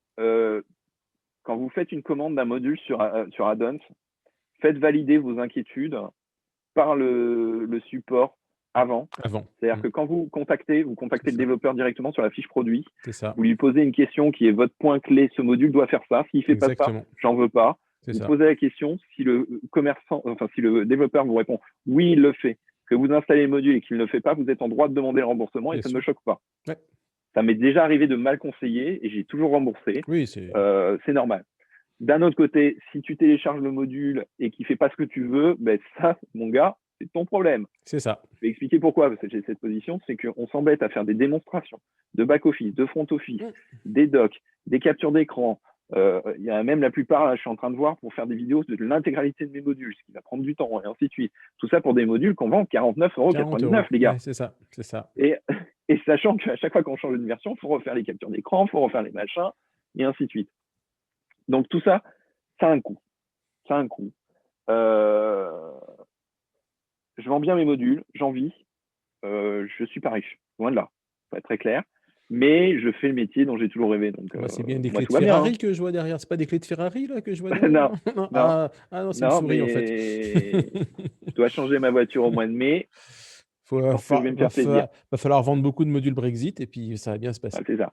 Et pas que, parce que l'intérêt aussi, c'est que si je vends un module ou un module gratuit ou un module payant, d'ailleurs, je mets la liste de mes modules qui est présent sur Addons. Je présente toujours mes modules sur Addons, même si je vends mes modules si on achète mon module sur Presta2Box, la liste des modules qui est présentée dedans, c'est les modules qui sont présents sur Addons, parce que ça permet, les gens aiment bien pouvoir avoir un seul endroit, Mmh. cliquer Mmh. sur C'est vrai, Update, sur c'est machin, vrai. tout ça. Je comprends ce besoin, je comprends. Après, ça a un coût. Les gens comprennent pas pourquoi ils doivent racheter une licence au bout d'un Mmh. an. Les gens comprennent pas ça. Mmh. Alors que c'est toujours pareil. Là, j'ai encore une personne qui utilise un de mes modules. Il l'a acheté en 2015. Il comprend pas. Mmh. Il comprend pas pourquoi il doit racheter le module. Ouais, On a depuis 2015, il y a eu 64 versions de PrestaShop. c'est Donc, un message qui imaginez le nombre est de développeurs. compliqué, moi, que j'ai, c'est en effet Ouais, une question que j'ai systématiquement et beaucoup en ce moment où on fait quand même pas mal de migrations, de versions un peu anciennes de PrestaShop vers des 1.7 souvent et c'est vrai que les gens, ils ont leur module, ils se disent: «Bah, tout va bien se passer». Ouais, bah, va falloir les racheter, hein. bah oui. Parce que, bah, forcément depuis, les versions qu'ils avaient étaient pas compatibles et cetera et cetera et c'est vrai que ça, ils le comprennent pas, c'est pas dans leur Non, logique, sachant que ouais. Mmh, la bascule entre 1.6 et 1.7 est importante. Hein. c'est clair. Même si on développe toujours un peu sur la même base, il y a énormément de choses Mmh, qui ont changé. Et, mmh, et surtout aussi, pareil, les PHP a évolué mmh, mmh. et ne pardonne plus certaines petites, pas erreurs, mais certaines façons de faire. Donc il faut être un peu plus strict, ce qui est une très bonne chose pour PHP, ce qui fait que c'est un langage un peu moins amateur et critiquable comme il pouvait l'être avant. Après, il aura toujours cette image que PHP, c'est le langage le plus pourri de la Terre. Mais bon, c'est des gens qui font du JavaScript, donc ça ne nous vexe pas. Mais tu vois, c'est. Voilà, développer un module, c'est pas que. Là, j'ai des clients sur mon Brexit. Tu vois, par exemple, j'ai un client qui, la semaine dernière, alors que j'étais en train de corriger des problèmes entre les versions 1.6, 0.9 qui calculent le panier en euros, mais qui te le ressortent dans la devise et l'autre en. Enfin, voilà, Mmh. c'est pas si simple que ça. Faut tester beaucoup de choses. Ouais, là, Et tu mets bien le doigt sur un truc important, c'est que toi, aujourd'hui, quand tu développes un module, Brexit ou peu importe quel module tu développes, non seulement tu le développes pour, 5, 6, 7, 10 versions de PrestaShop, tu vas peut-être pas forcément les tester toutes, mais tu as un panel de versions presque illimité. Tu le développes pour des gens qui ont, tel type de module, tel type d'hébergeur, des PHP ceci, des PHP cela et tu disais tout à l'heure, cette phrase m'a fait rire, tu développes pas pour une personne, mais pour l'humanité tout entière et forcément, c'est un travail de fou, c'est quoi. ça, ça paraît fou de dire l'humanité, mais quand je dis l'humanité, c'est l'humanité de PrestaShop. De C'est-à-dire que PrestaShop, tu as bien sûr, annoncé ouais. 300 000 boutiques. Ouais. 300 000 boutiques, c'est des pays, c'est des hébergements différents, c'est des structures d'hébergement différentes, c'est d'autres sites à côté sur le même hébergement, c'est d'autres modules, des modules tiers développés par d'autres, Mmh. c'est du code qui a été bidouillé à droite à gauche, voilà. Donc, Ah oui, c'est c'est aussi pas une voiture standard, pas un le professionnel où je viens de mettre un le autocollant. biais du côté open source, c'est que n'importe qui peut aller modifier n'importe quel fichier du C'est cœur de ça. PrestaShop et forcément, ça se passe pas bien. voilà, il n'y a aucune preuve que mon module est 80% des bugs remontés par les clients sur mes modules sont des effets de bord Mmh. d'autres modules. Mmh. On vient souvent me reprocher de me dire oui, mais votre module ne marche pas.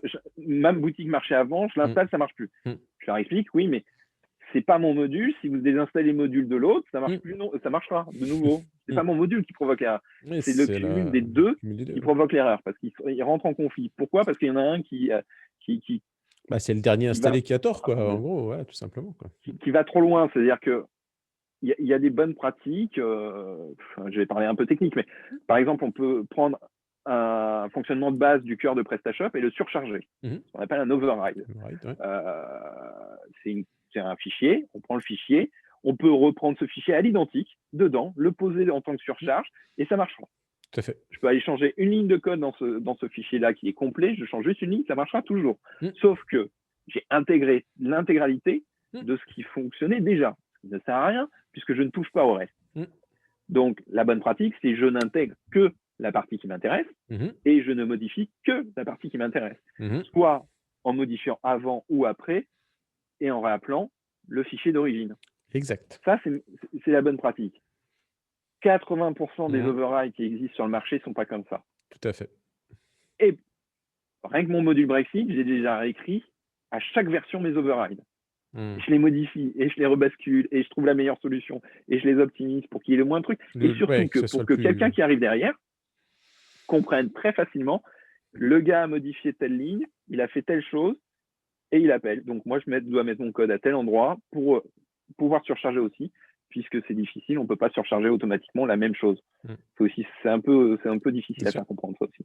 Mmh. Donc tous ces tests-là, toutes ces imbrications, toutes ces choses-là, ben, c'est du temps. Là, le module Brexit, quand je le vends 79,99 €, j'ai commencé à le développer, je crois, le 24 décembre. Je bosse 13 heures par jour depuis le 24 décembre, même le 1er janvier, même le 31 décembre, même avec des gens à la maison, même pas tout, pour réussir à le sortir assez rapidement, parce que le Brexit, c'est le 1er janvier. Il fallait être là à l'instant T, ouais, c'est clair. Mmh. Voilà. Donc, et je continue parce qu'il n'est pas parfait, parce que des clients m'ont demandé des évolutions intelligentes, bien expliquées, que j'ai comprises, donc je les intègre. Par exemple, là, j'ai un client qui a demandé de pouvoir bloquer carrément les commandes du Royaume-Uni en dessous du seuil de 135 livres. Oui. Je suis en train de rajouter l'option. Mais Ouais, je rajoute j'avais vu l'option, ça, je viens de ouais. tester sur 1.7, j'ai pas de problème, je le mets sur 1.6, j'ai un bug, tu vois, donc je vais retester, ainsi de suite, et dans 2 jours, il sort. Mais je rajoute aussi, on m'a parlé d'une chose que j'avais pas du tout capté, mais pas du tout, hein, sur la loi, nouvelle loi TVA. On rappelle rapidement quand même le Ouais, Brexit. vas-y, je te laisse faire. On en a Ouais, parlé on a suffisamment tous donc, les deux, mais vas-y, je te laisse faire. voilà, on a fait pas mal de discussions ensemble quand même sur le sujet. Donc, si vous êtes un commerçant européen, zone euro, vous êtes dans l'Union européenne, vous vendez un produit à un client du Royaume-Uni. Le Royaume-Uni, nous rappelons, c'est composé de l'Écosse, du Pays de Galles, de l'Irlande du Nord et de l'Angleterre. De l'Angleterre. Donc, vous envoyez ce colis là-bas, et donc, comme c'est l'adresse de destination qui est prise en compte, si la commande complète est en dessous de 135 livres, pas euros, 135 livres, vous devez encaisser la TVA de 20% TVA anglaise pour la reverser après au fisc anglais. Ça, c'est la base en dessous de 135 livres. Au-dessus de 135 livres, vous faites une exportation comme vous le faites pour l'Amérique, la Russie ou n'importe quel autre pays hors zone euro. En euros, ouais. C'est ça la problématique du Brexit. Mais ce que je viens de découvrir et que j'avais loupé dans tous les textes que j'avais lus, parce que ça a été voté le 24 décembre, on a l'impression que c'est ça. C'est pour ça que je dis que j'ai commencé le 24 décembre, c'est que ça a été voté. Ça a été mis en place le décembre, 1er et voté le 7 jours avant. Voilà. Cette partie-là, j'avais loupé le fait que l'Irlande du Nord ne fait pas partie de cet accord pour la partie TVA. Donc l'Irlande du Nord reste dans l'Union européenne. Je l'ai constaté quand tu m'en as parlé de cette histoire d'Irlande du Nord, je ne l'avais pas vu non plus, tu vois. C'est un client qui me l'a dit. Donc comment on fait pour gérer l'Irlande du Nord en dehors du Royaume-Uni, sachant que le pays, c'est le Royaume-Uni. Ouais. Voilà. Ça a été ma prise de tête du week-end dernier. Donc j'ai fait un choix. Mmh. J'ai fait un choix, j'ai décidé de gérer Ouais. les provinces du Ouais. Royaume-Uni comme des États. Comme des États, OK. Oui. Ce qui est D'accord. un peu, ce qui est un peu logique, hein, Mmh. il peut y avoir des différences. Donc, OK. c'est la façon de gérer de PrestaShop, Mmh. les États. Et mon module, pour éviter de faire du sectarisme avec l'Irlande du Nord, Mmh. j'intègre automatiquement, quand tu installes ou que tu fais la mise à jour de mon module, j'intègre automatiquement tous les États du Royaume-Uni et je modifie la structure des adresses pour pouvoir demander l'État aussi, parce que de base, Ouais, je ne l'ai pas. tout à fait. Je, je contrôle tout ça. Voilà. Donc, Mmh. une petite modification, ce que me disait le client, il me disait, mais c'est super simple. Il faut juste mettre un petit curseur, Ouais, de dire oui ou non, je veux bloquer. ouais. Ah non, c'est Mmh. pas aussi simple que ça. Et ça va chercher un peu plus loin. Et donc là, je suis en train de finaliser, mais c'est bien, bien prise de terre. Et c'est une vraie question, tu vois, parce qu'au départ, je pensais que PrestaShop gérerait. Mmh. J'avais fait la version gratuite pour la 1.6 Mmh. parce que je pensais que PrestaShop allait sortir une version, quelque chose, un correctif officiel. Et après, ils l'ont pas fait. Ils le feront peut-être pas. Je suis pas sûr à 100%.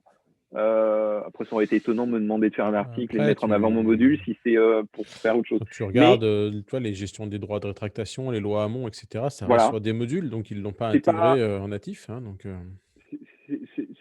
c'est pas troublant que ça soit un module. non. PrestaShop a cet intérêt qu'il est modulaire. Mmh. C'est sa base de structure et je trouve qu'elle est très agréable. Et punaise, je sais pas si vous avez testé d'autres CMS, mais là, vous prenez un zip, vous le mettez dans le back-office et basta, c'est installé, quoi. Il y a peu de CMS. Enfin, quand on a l'impression qu'avec des WordPress, des machins, que c'est évident. Mais non, non, franchement, testez d'autres CMS de e-commerce. Hein. Mmh. Vous allez voir ce que c'est. Hein. On joue plus dans la même catégorie. Ouais, ça Et se fait même, tu vois, partie sur des PrestaShop, j'ai découvert de nouvelles choses, ouais. ah, dis-moi, vas-y, allez. Ouais, tu vois, quand j'ai, justement, avec ce Brexit, c'est des fonctionnalités que moi, j'utilisais pas, parce que je suis français, je monte un PrestaShop en français ou en anglais. Mmh. PrestaShop est configuré nativement, je dirais, quand tu Mmh. l'installes avec ta langue. Là, je dois installer une devise que j'utilise pas, Mmh. Mmh. des taxes que j'utilise pas, Mmh. et tout ça, je me dis, mais souvenir de version 1.3.7, je vais dans l'onglet devises, Mmh. je fais ajouter une devise, je rentre le nom de la devise, le code ISO numérique. Attends, Mmh. je vais sur Wikipédia, Mmh. chercher le code Je ISO et le code ISO je me numérique rappelle bien de tout de la ça, moi, devise, et personnellement, tu ouais. y Mmh. passes 3 quarts d'heure. Mmh. Ça, c'est mon souvenir de version 1.3, tu vois. C'est ça. Et là, je vais dans le back-office, eh ben, je vais dans la localisation, importer un pack de localisation et je peux cocher juste, je choisis Mmh. Royaume-Uni, je coche devise, je Devise, ouais. décoche le reste, Mmh. je fais enregistrer, pouf, ma devise elle est en place. Mmh. Waouh, c'est pas vrai.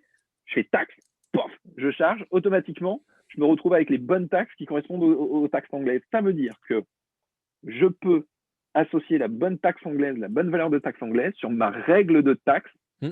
qui est utilisée De pour manière globale dans ton PrestaShop, ouais. qui est moi FR Ouais, 20%, elle c'est doit ça, ouais. s'appeler FR 20%, un truc comme ça. Oui, je crois que c'est Et son nom donc tu par as, défaut, je crois que c'est ça, ouais. Mmh. ouais. Et je rappelle que la TVA anglaise c'est VAT UK parce que l'Angleterre est définie comme GB dans les Mmh. pays, mais pour la TVA elle s'appelle UK. Petit truc, c'est difficile. Hein. C'est une problématique qu'il y a eu entre les versions 1.3, 1.4, 1.6, je sais plus, entre GB et UK pour la dénomination du pays Royaume-Uni. Hein. Ça a changé entre les versions. Je crois que c'est sur la 1.5 que ça a changé. De souvenirs de OK. développement, hein, tu vois. Et donc, voilà, UK ou GB, GB, je sais pas, c'est l'officiel, hein, le GB. Donc, D'accord. Great Britain. OK. Voilà. Bon, allez, on va clore cette partie, module si tu veux pour qu'on avance un Ouais. petit peu et moi je voulais revenir avec toi sur, bah, le côté, communauté et support de PrestaShop. Aujourd'hui, bah, quand on a un problème sur PrestaShop, je pense qu'on a un peu tous le même réflexe, c'est d'aller, indirectement, en tapant dans Google, sur le forum PrestaShop. C'est, ça fonctionne toujours bien le forum? C'est vraiment le bon centre d'information ou il y a d'autres méthodes aujourd'hui pour avoir du support sur PrestaShop? Euh, pour moi, c'est le meilleur. Mais c'est plus celui qui a le vent en poupe. 2 choses. Sur la communauté PrestaShop, tu as 2 profils importants. Tu as le profil commerçant et le profil développeur. Mmh. Le développeur, moi je tape dans Google, je vais sur le forum, je Mmh. cherche toujours en premier là-dessus parce que il y a une mine d'informations, il y a Mmh. des trucs qui sont là depuis des années. Il faut se rappeler que la 1.7, elle a 5 ans quand même. Hein, donc, Mmh. même sur la 1.7, on a déjà beaucoup de retours, des messages d'erreur. Mettez des fois juste le message d'erreur, sans mettre la C'est partie qui ça, correspond à votre installation, c'est mais juste ça, le hein. message d'erreur. PrestaShop, le message d'erreur, et vous avez la réponse. Et j'ai majoritairement mes réponses sur le forum. Euh, Après, il y a Stack Overflow, Mmh. qui, pour la partie développeur, qui prend beaucoup le dessus. Je pense surtout la partie anglo-saxonne. Ce qui est pas mal aussi, qui est un peu plus difficile à lire. Moi, ce qui me dérange, ce que j'aime bien dans Stack Overflow, c'est que tu trouves tout de suite la réponse et c'est ça qui plaît, je pense, puisque la réponse la plus intéressante Mmh. remonte, Remonte, ouais. sauf que tu n'as plus le cheminement de la discussion, Mmh. tu n'as plus le cheminement de tout. Ce que j'aime dans le forum, ce qui est aussi ça, moi, cette structure de discussion. Des fois, on a du mal à trouver le correctif au milieu de 200 réponses, mais, euh, mais Ouais, on mais y arrive des quand fois même. des fois le cheminement est intéressant parce que ça peut t'amener sur Ouais, tout à fait. d'autres Tout à choses fait. et ouais. Mmh. C'est des débats, il y a des vrais débats qui peuvent apparaître sur le forum. Après, il y a des débats débiles, hein, mais il y en a des bons, donc faut en profiter. Et après, il s'est développé toute une partie de groupes sur Facebook, de groupes sur Slack, ainsi Mmh. de suite. Et ça me dérange un peu plus parce que pour moi, c'est pas dans l'esprit open source Les groupes sur et puis ça Skype laisse pas de aussi. traces. Mmh. C'est-à-dire que vous avez des réponses, vous trouverez des réponses, des gens vont vous répondre, mais ça laisse aucune trace et ça n'aide pas les autres. C'est-à-dire que moi, j'aime dans le forum, c'est que j'aide n'importe qui, j'aide pas quelqu'un, Mmh. j'aide la communauté. J'apporte une solution à la communauté. Et c'est vrai que c'est agaçant au possible de répéter 50 fois la même chose. C'est pour ça qu'on en est arrivé à ce stade de faire des images de certaines réponses, quand même, pour pas avoir à retaper. Mais c'est quand même la meilleure. Après, voilà, c'est le meilleur endroit, mais c'est aussi un endroit où les gens n'ont plus l'habitude, comme on est, c'est pas des gens spécialisés Internet maintenant. Les gens n'ont plus l'habitude, sont sensibles. Hein. Ils n'ont plus l'habitude de faire un effort. Mmh. Ouais. Tu vois, avant, Mmh. il y a 20 ans, tu allais sur un forum, la réponse, tu posais une question à une réponse qui a été apportée 50 fois, tu te faisais mais rembarrer direct. Mmh. Ça, c'était Mmh. même pas, alors, je te parle même pas si tu mettais en langage texto ou autre chose, c'était même pas la peine. Mais sur un forum technique, c'est les formes techniques qui sont les plus pointues au niveau respect de la langue française, de l'orthographe, de la grammaire, de la conjugaison et aussi de l'effort. C'est un truc de dingue. Plus le forum est technique, moins il est facile d'accès Sur pour poser le, une question sans se planter. sur le forum PrestaShop, on a des gens de chez PrestaShop qui interviennent, qui suivent ce qui se passe ou c'est vraiment que la communauté?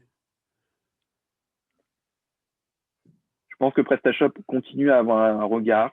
Je pense qu'on peut les alerter. Pour certains, les modérateurs peuvent alerter le responsable de la communauté qui est Antoine. Mmh. Mais j'ai quelques développeurs qui sont intervenus l'année dernière, mais ils sont très rarement là et je peux comprendre aussi parce que ils peuvent cristalliser beaucoup de choses Mmh. Mmh. en voulant bien faire, ils peuvent cristalliser Mmh. C'est vrai. des frustrations. Donc je comprends que c'est difficile. C'est aussi à nous, anciens et aux modérateurs, de rapporter, d'appeler ou de dire tiens, là, ça serait pas mal d'intervenir. Mais c'est pas simple. Donc, non, c'est la communauté, purement la communauté. OK.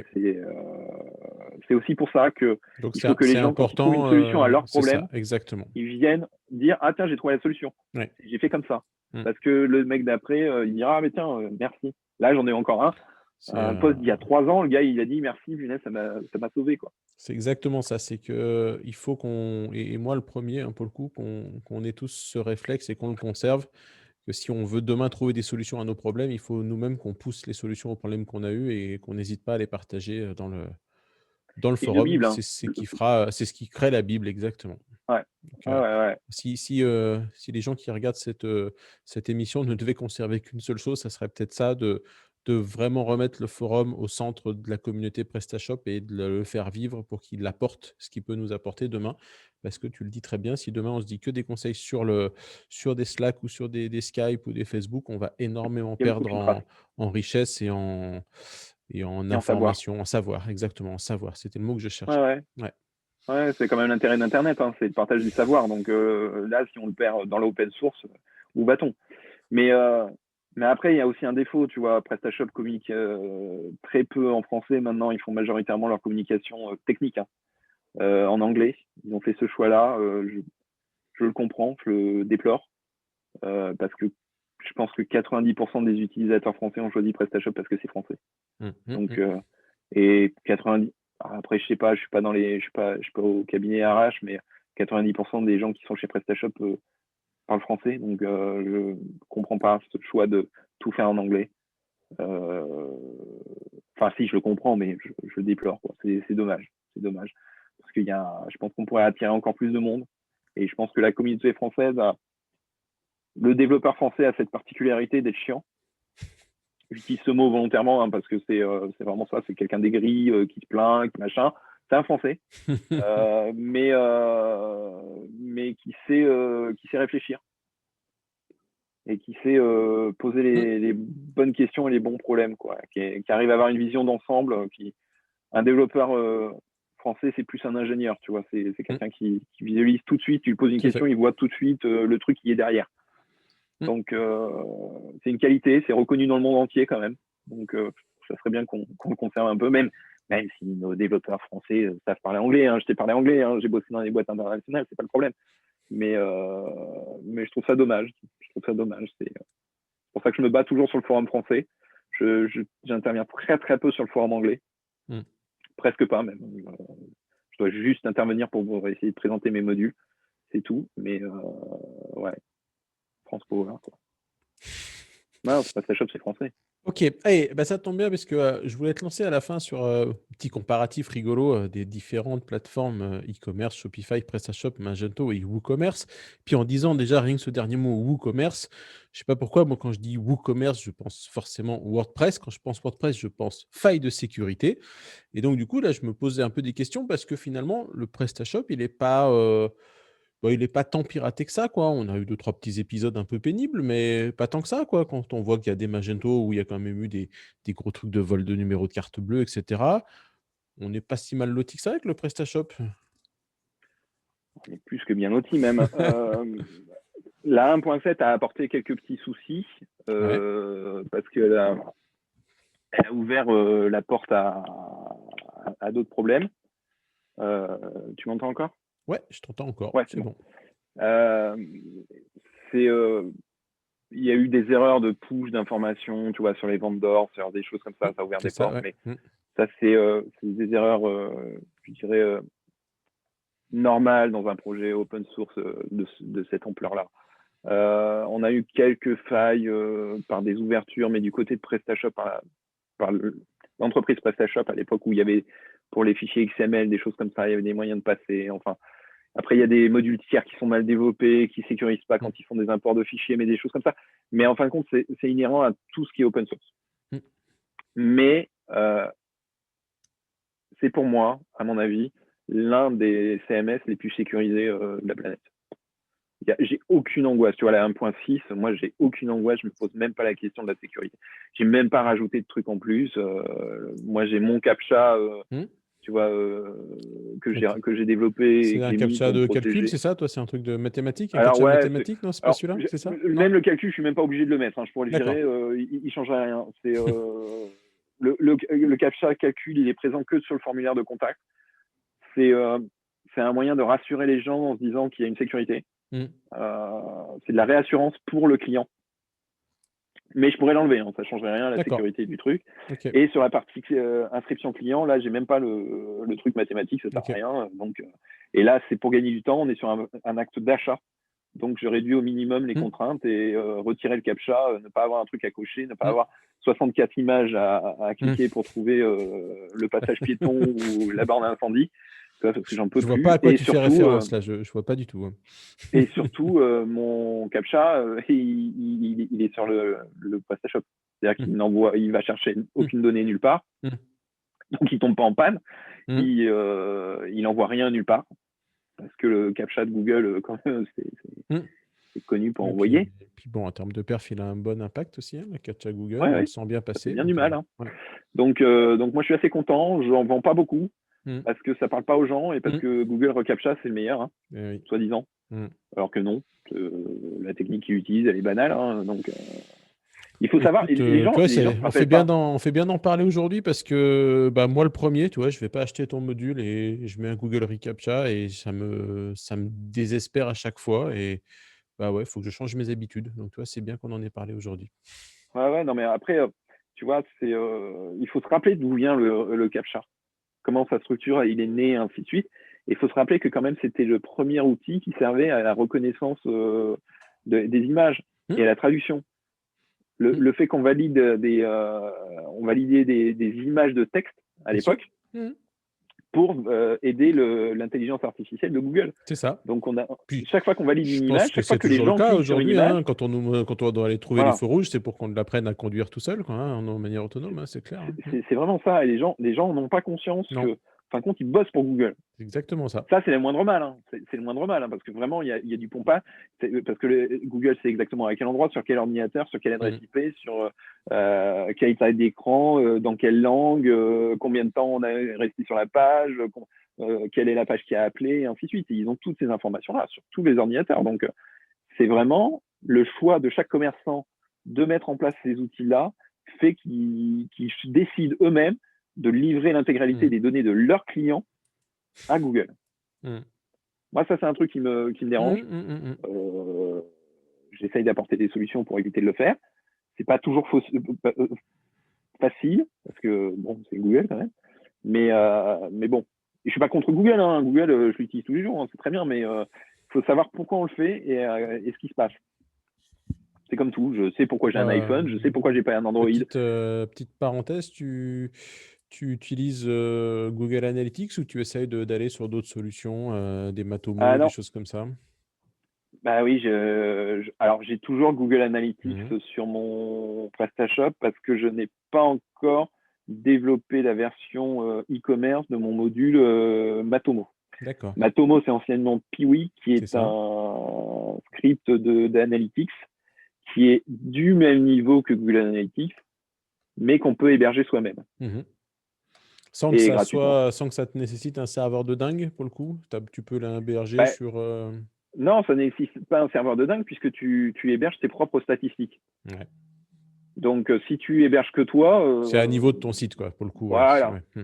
c'est pas une plus grosse contrainte. Mmh. PrestaShop fait plus de requêtes pour afficher une page produit Ah bon? et Oh, surcharge plus ton sans serveur blague. que Matomo, tu vois. Mais sachant qu'il y a des hébergeurs qui proposent des sessions de Matomo gratuites.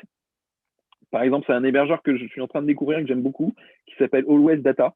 Ouais, avec qui je travaille aussi Qui beaucoup. Mmh. Voilà. Et ils ont une session Matomo avec chaque hébergement. Et donc, moi, je Bah, propose un tu vois, module ça, gratuit pour je le juste des découvre, tiens, là, visiteurs. je savais pas ça. Ouais. D'accord, OK, c'est cool Et ça. j'ai proposé au moment où Friends of Presta a pris en charge les e-commerce solidaires Ouais, en mars dernier, oui. mars de l'année dernière, début de la pandémie, quand on a commencé à développer des sites de e-commerce pour des commerçants. J'ai développé un module pour Matomo gratuit qui ne prend que les visites. Moi, je trouve que tu vois, la partie e-commerce, c'est un stade au-dessus. Je pense que c'est autre chose. Mais les visites, je pensais que c'était gratuit. Tu vois, je le fais Mmh. gratuitement parce que même moi, je l'utilise et ça me suffit Bah, pour un pour petit beaucoup de choses. commerçant, c'est déjà un début, quoi. Voilà, qui Savoir veut de combien toute tu as de gens façon, qui rentrent dans ta boutique, il y a plein de commerçants, de petits commerçants qui vont pas aller plus loin que ça, de toute façon, donc de ouais, toute c'est façon. déjà un début. Et Mmh. sachant que tu as déjà des outils de statistiques en interne dans PrestaShop pour savoir Mmh. combien tu as fait de ventes, pour voir ça, Qu'il quel produit a faut vendu, ainsi de suite. Tu as quand même qu'il des faut un petit peu informations. corriger, mais je crois que tu as l'astuce sur ton blog. Oui, oui, c'est une astuce de Jeff, hein, Ouais. de Friend of Presta encore, notre Mmh. président, qui l'avait donné. Mmh. Et donc, j'apporte la correction. Je la retranscris sur mon blog, qui permet de ne plus faire remonter. C'est un bug, t'imagines, c'est un bug d'il y a 12 ans. Ouais, c'est De ça. plus faire remonter les visites des moteurs de recherche. Ouais. Avant, tout le monde se plaignait de la différence entre Google Analytics et PrestaShop. les statistiques de PrestaShop. Et en fin de compte, cette différence n'était là que parce qu'on enregistrait dans PrestaShop les visites des moteurs de recherche.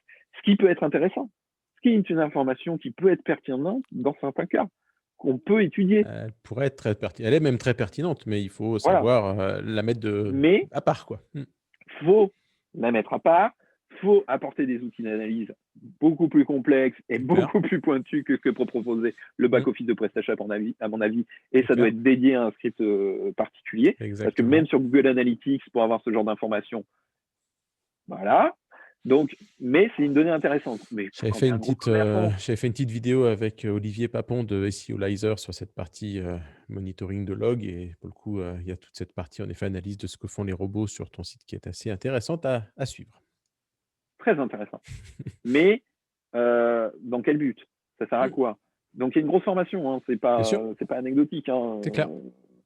Moi, comme je dis, j'ai commencé ma carrière sur Internet en même temps que Olivier Andrieux. On s'est rencontrés quand je faisais mes armes. On a l'air vieux quand on dit ça, quand même, je trouve. Ouais. Ouais. Bah, t'imagines, je faisais du e-commerce international en 2000 donc, pour une boîte suédoise. Et j'avais donc rencontré Olivier Andrieux dans le cadre de ses activités. Mais à l'époque, le Graal ultime, c'était de se référencer sur l'annuaire voilà.fr en moins de 15 jours. Voilà.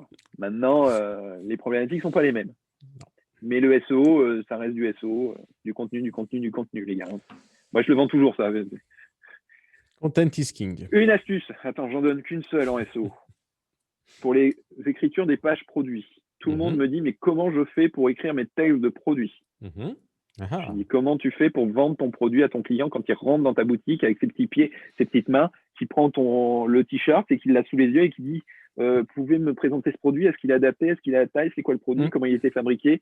Quelle est la plus-value de ce produit? Et voilà. Comment vous le vendez? C'est-à-dire, comment vous faites le vendeur ou la vendeuse dans une boutique? Quand vous allez à Sephora, à la Kiabi ou ainsi de suite, même à Kiabi, il y a des vendeuses. Hein. Les gens oublient, hein, mais on peut trouver quelqu'un. Donc, même si dans la plus petite boutique low cost, on a toujours un être humain à qui on peut parler. Et bien là, l'être humain, il n'est pas là. Donc, il faut travailler ses textes. Et donc, il faut faire l'effort d'imaginer qu'on a un client et qu'on lui vend le produit. Bien sûr que, pour moi, faire plus d'une fiche de description de produit par jour, c'est une gageure de qualité. C'est moi, j'en fais pas plus d'une par jour. Et encore, mes fiches produits, il faudrait que je les refasse. Après, c'est évident que si tu veux en effet aller dans ce niveau de qualité-là, et que moi aussi je préconise, dans le principe, il faut avoir un petit côté malgré tout vendeur de rêve tout en restant honnête par rapport au produit. Et puis, il faut répondre à toutes les questions, tu l'as très bien dit, possibles et imaginables que l'acheteur pourra avoir sur le produit. Et à partir de ce moment-là, tu vas vendre et tu vas te positionner en effet dans les résultats de recherche. Mais c'est dur, parce qu'on n'a pas l'acheteur, on n'a pas les rebonds en face de la question. Donc, il faut s'imaginer. Donc après, des fois, on prend des amis. Après, malheureusement, quand tu commences à avoir des catalogues avec 5 000, 10 000, 100 000 produits, ça devient un petit peu plus compliqué. Je vais te répondre. Rue du Commerce, un catalogue énorme. Tu regardes 200 journalistes. C'est 200 journalistes, les gars. Faut prendre conscience. Alors, je sors pas le chiffre de mon chapeau, c'est bien de donner cette info parce que ça permet de mettre de la matière derrière ça. Ouais. C'est un vieux Capital, une vieille émission Capital d'il y a quelques années qui parle de Rue du Commerce. Et c'est 200 journalistes qui font les fiches produits. Les gars, ils ont le produit à côté d'eux, ils le regardent, ils le touchent et ils font la description et tout. C'est des journalistes. C'est pas le planquin moyen stagiaire qui fait une fiche produit. Et, tu regardes des fiches produits sur Cdiscount, c'est pareil, c'est bien travaillé, il y a les réponses à toutes les questions, enfin, c'est bossé, quoi. Et après, mais attends, on va t'apporter l'argumentaire différent. Oui, mais sur Amazon, les textes, ils sont pourris. Et oui, parce que vous avez oublié une chose, c'est qu'Amazon n'est plus vendeur, c'est plus une boutique. Et non. Amazon, c'est une place de marché.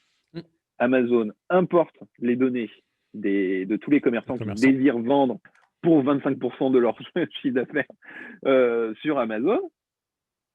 Et à partir de là, Amazon prend la description qui lui paraît la plus sympa.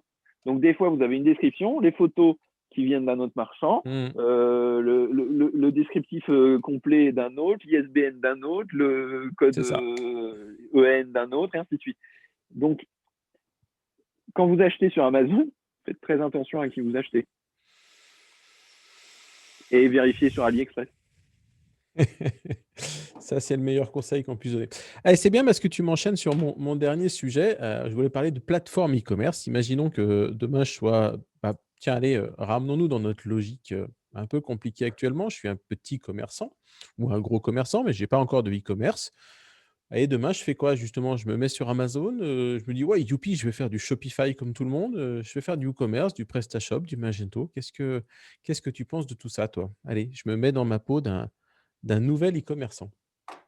Premier conseil que je donnerais, on en a parlé tout à l'heure, euh, je ferais mon Google My Business.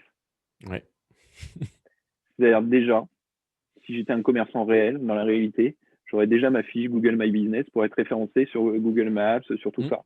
Et que quand on tape dans Google, on me La trouve et que dedans, il y a les informations sur la mes horaires chiadée, d'ouverture. la chiadée aux petits Et oignons, j'ai une vidéo dans la chaîne là-dessus, vous pouvez la retrouver, c'était bien complet donc ouais. il la mettra là ou là, je sais pas. Ouais, il faudrait que je la Mais mette quelque part. ouais. Non, mais tu vois, c'est vraiment la base de la base de la base. Tout le reste, c'est du travail. Mais Google My Business, c'est minimum. Après, si on veut vendre, on peut carrément le faire sur les réseaux sociaux. Mmh. Un Facebook, un Instagram, on peut commencer comme ça. Ça marche réellement. Euh, vous touchez pas une. Alors, il y a des gens qui me diront oui, mais Facebook, c'est pour les vieux. Mais en même temps, qui est-ce qu'il y a dans les boutiques? C'est pas des jeunes de 15 ans hein, qu'on trouve à se balader dans les boutiques des centres-villes. Hein. Mmh. C'est quand même des gens d'un Mmh. certain âge. Mmh. Et donc, ça peut leur correspondre. Et ça peut, mais après, ça peut leur correspondre si vous vous adaptez. C'est-à-dire que vous pouvez faire des ventes flash, des choses, des lives, des choses comme Mmh. ça, Ouais, il des y a de horaires plus en adaptés. plus C'est-à-dire que vous de il y a faites de ça plus à en plus 18 ou 19 heures. de choses sur les lives justement, ouais, j'ai vu ça, les ventes en live dans Facebook, c'est de plus en plus à la mode ça. Il y a ça, mais tu n'es même pas obligé d'aller aussi loin. Mais tu peux faire des présentations de produits. J'avais Mmh. conseillé, enfin, une créatrice qui fait, qui crée des paniers et tout à partir de voiles, de paniers à huîtres, de casiers à huîtres, tu vois, des trucs comme ça. Mmh. Et elle crée des paniers, des trucs super sympas. C'est Matlama. D'accord. Et je leur avais conseillé de faire des vidéos régulièrement sur chaque nouveau produit. Mmh. Tu vois, il y a des gens qui lui amènent des cabas Mmh. pour les pimper, Ouais. tu vois, et elle fait des petites vidéos avec l'arrivée, le redépart et tout ça. Ça leur demande pas beaucoup d'efforts et ça marche vraiment, vraiment bien sur le réseau. Mais c'est toujours du temps, hein. On est bien conscient hein, que si vous avez une boutique, c'est compliqué. Il y a l'angoisse actuellement de toute la situation, je comprends, mais faut anticiper l'avenir, faut prévoir que cette situation elle est compliquée, mais elle va continuer et elle va changer beaucoup de choses Mmh. sur les modes de consommation, sur le rapport à Internet et tout ça. Donc moi, faut y aller. Après, le choix des plateformes comme Shopify ou ou WooCommerce ou Magento, j'en parle même pas. Tu vois, Ah, pour cette typologie-là de clients en tout cas. non, mais voilà, c'est quand tu peux imaginer Magento, t'es pas au stade du réseau social. Enfin, tu as déjà une équipe, tu as déjà tout ça. Magento, c'est 10 personnes derrière pour le faire tourner. Donc, Mmh. j'en parle même pas. Mais moi, en tant que freelance, j'ai abandonné Magento quand j'ai fait le choix de PrestaShop. Hein. Mmh. J'ai- J'aime pas. J'aime pas. Mais parce que. Non, mais c'est une vraie question, tu vois. Pourquoi j'aime pas? Parce que c'est une logique à l'américaine. Euh, c'est pseudo-efficace, ça te donne l'impression de l'efficacité, mais en fin de compte, c'est mal arrangé. C'est pas cohérent. C'est pas. Tu cherches toujours quelque chose dans Ouais. Magento. Alors franchement, moi je le connais pas assez, je Ouais. me permettrais pas d'en dire Ça s'est plus. peut-être amélioré hein, sur les dernières versions Après, voilà, moi d'entreprise payantes avec des pour le licences coup, à 20 000 euros par an, mais je peux faire un petit coucou à mon copain, Patrick Valibus, avec qui je vais taper quelques balles de golf de temps en temps. Si vous voulez un bon expert Magento, allez le voir. Sinon, voilà. venez faire du Et, PrestaShop. et comme tu dis, si tu veux faire du Magento, il faut un expert Magento. Ouais, c'est ça. Faut pas se poser de questions. Non.